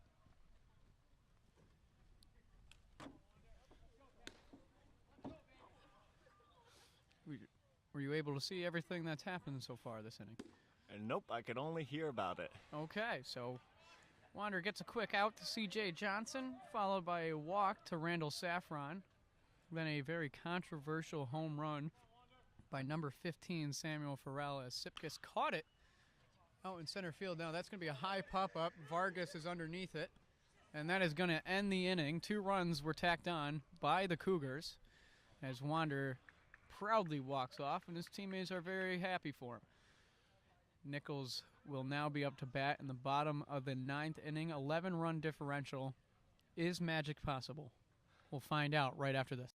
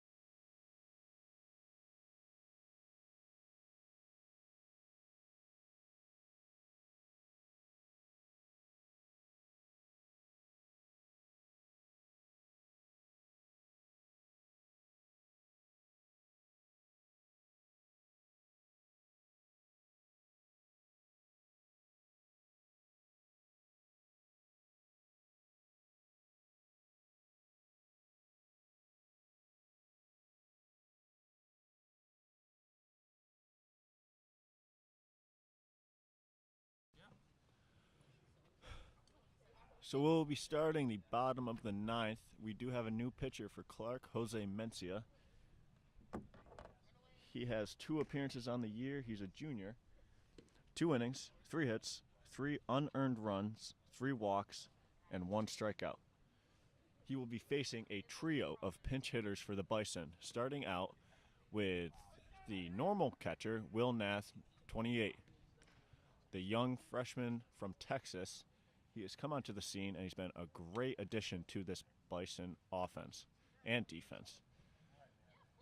Behind him, it appears to be senior Matt York, and if I do believe, we will have another freshman catcher, Jacob Tipton, following him.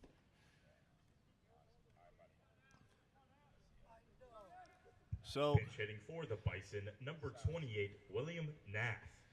Needless to say, it looks like the Bison are almost resigning this game, getting in these bats. Will Nath is varsity, but Matt York and Jacob Tipton both have been developmental for most of the season. But you never know. You might just need to get some new eyes and some new bats in the lineup to get some magic happening. Bison are chasing an 11-run deficit and have not scored in 4 straight innings. Mencia sets up for his first pitch to the lefty hitter Nath. The fastball runs inside, 1-0 count. Nath does stand on the plate, a little surprised that one didn't catch him. Setting up for the second pitch.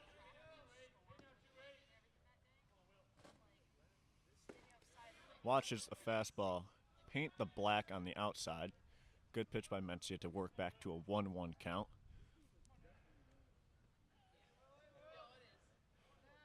Nath working here. Watches that one go almost the same spot. Works it to a 1-2 count, and he's going to have to fight here and move that bat to get himself on base. Mencia sets up for his 1-2 pitch. Nath swings, pops it into left, and the left fielder will track it down on the nice running catch to retire Nath for the first out. Pinch hitting for the Bison, number 30, Matt York. As York is announced, he walks up to the plate. Big stature, loving teammate. Everyone on the team really respects the senior for everything he's done for this team. And he sets up for the pitch from Mencia.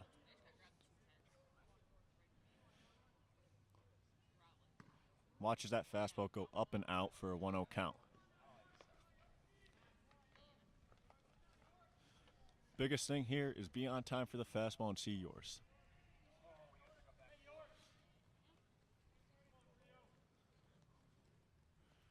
Oh, fastball runs in, almost catches York, but comes to a 2-0 count. Takes his practice swing as Mencia sets up for the sign.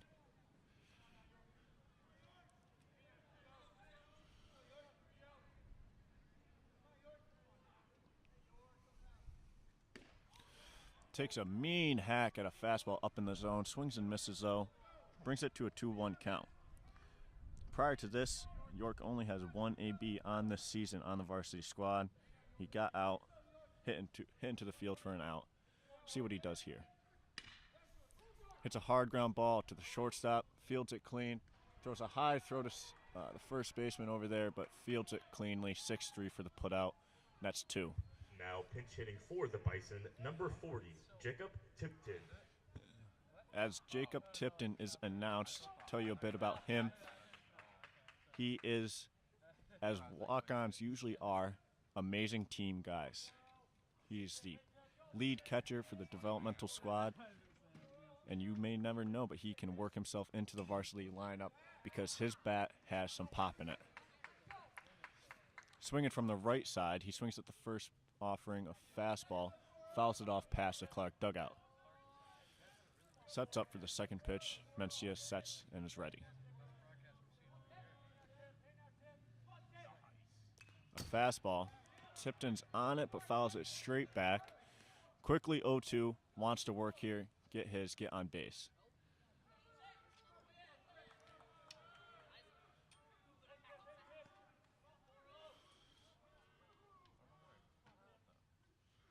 The offering, a fastball, blows it by Tipton. That'll be 1-2-3 for the Bison in the bottom of the 9th, and that will be your final 17-6. The Clark Cougars take down the Nichols College Bison here at the Bison Dome.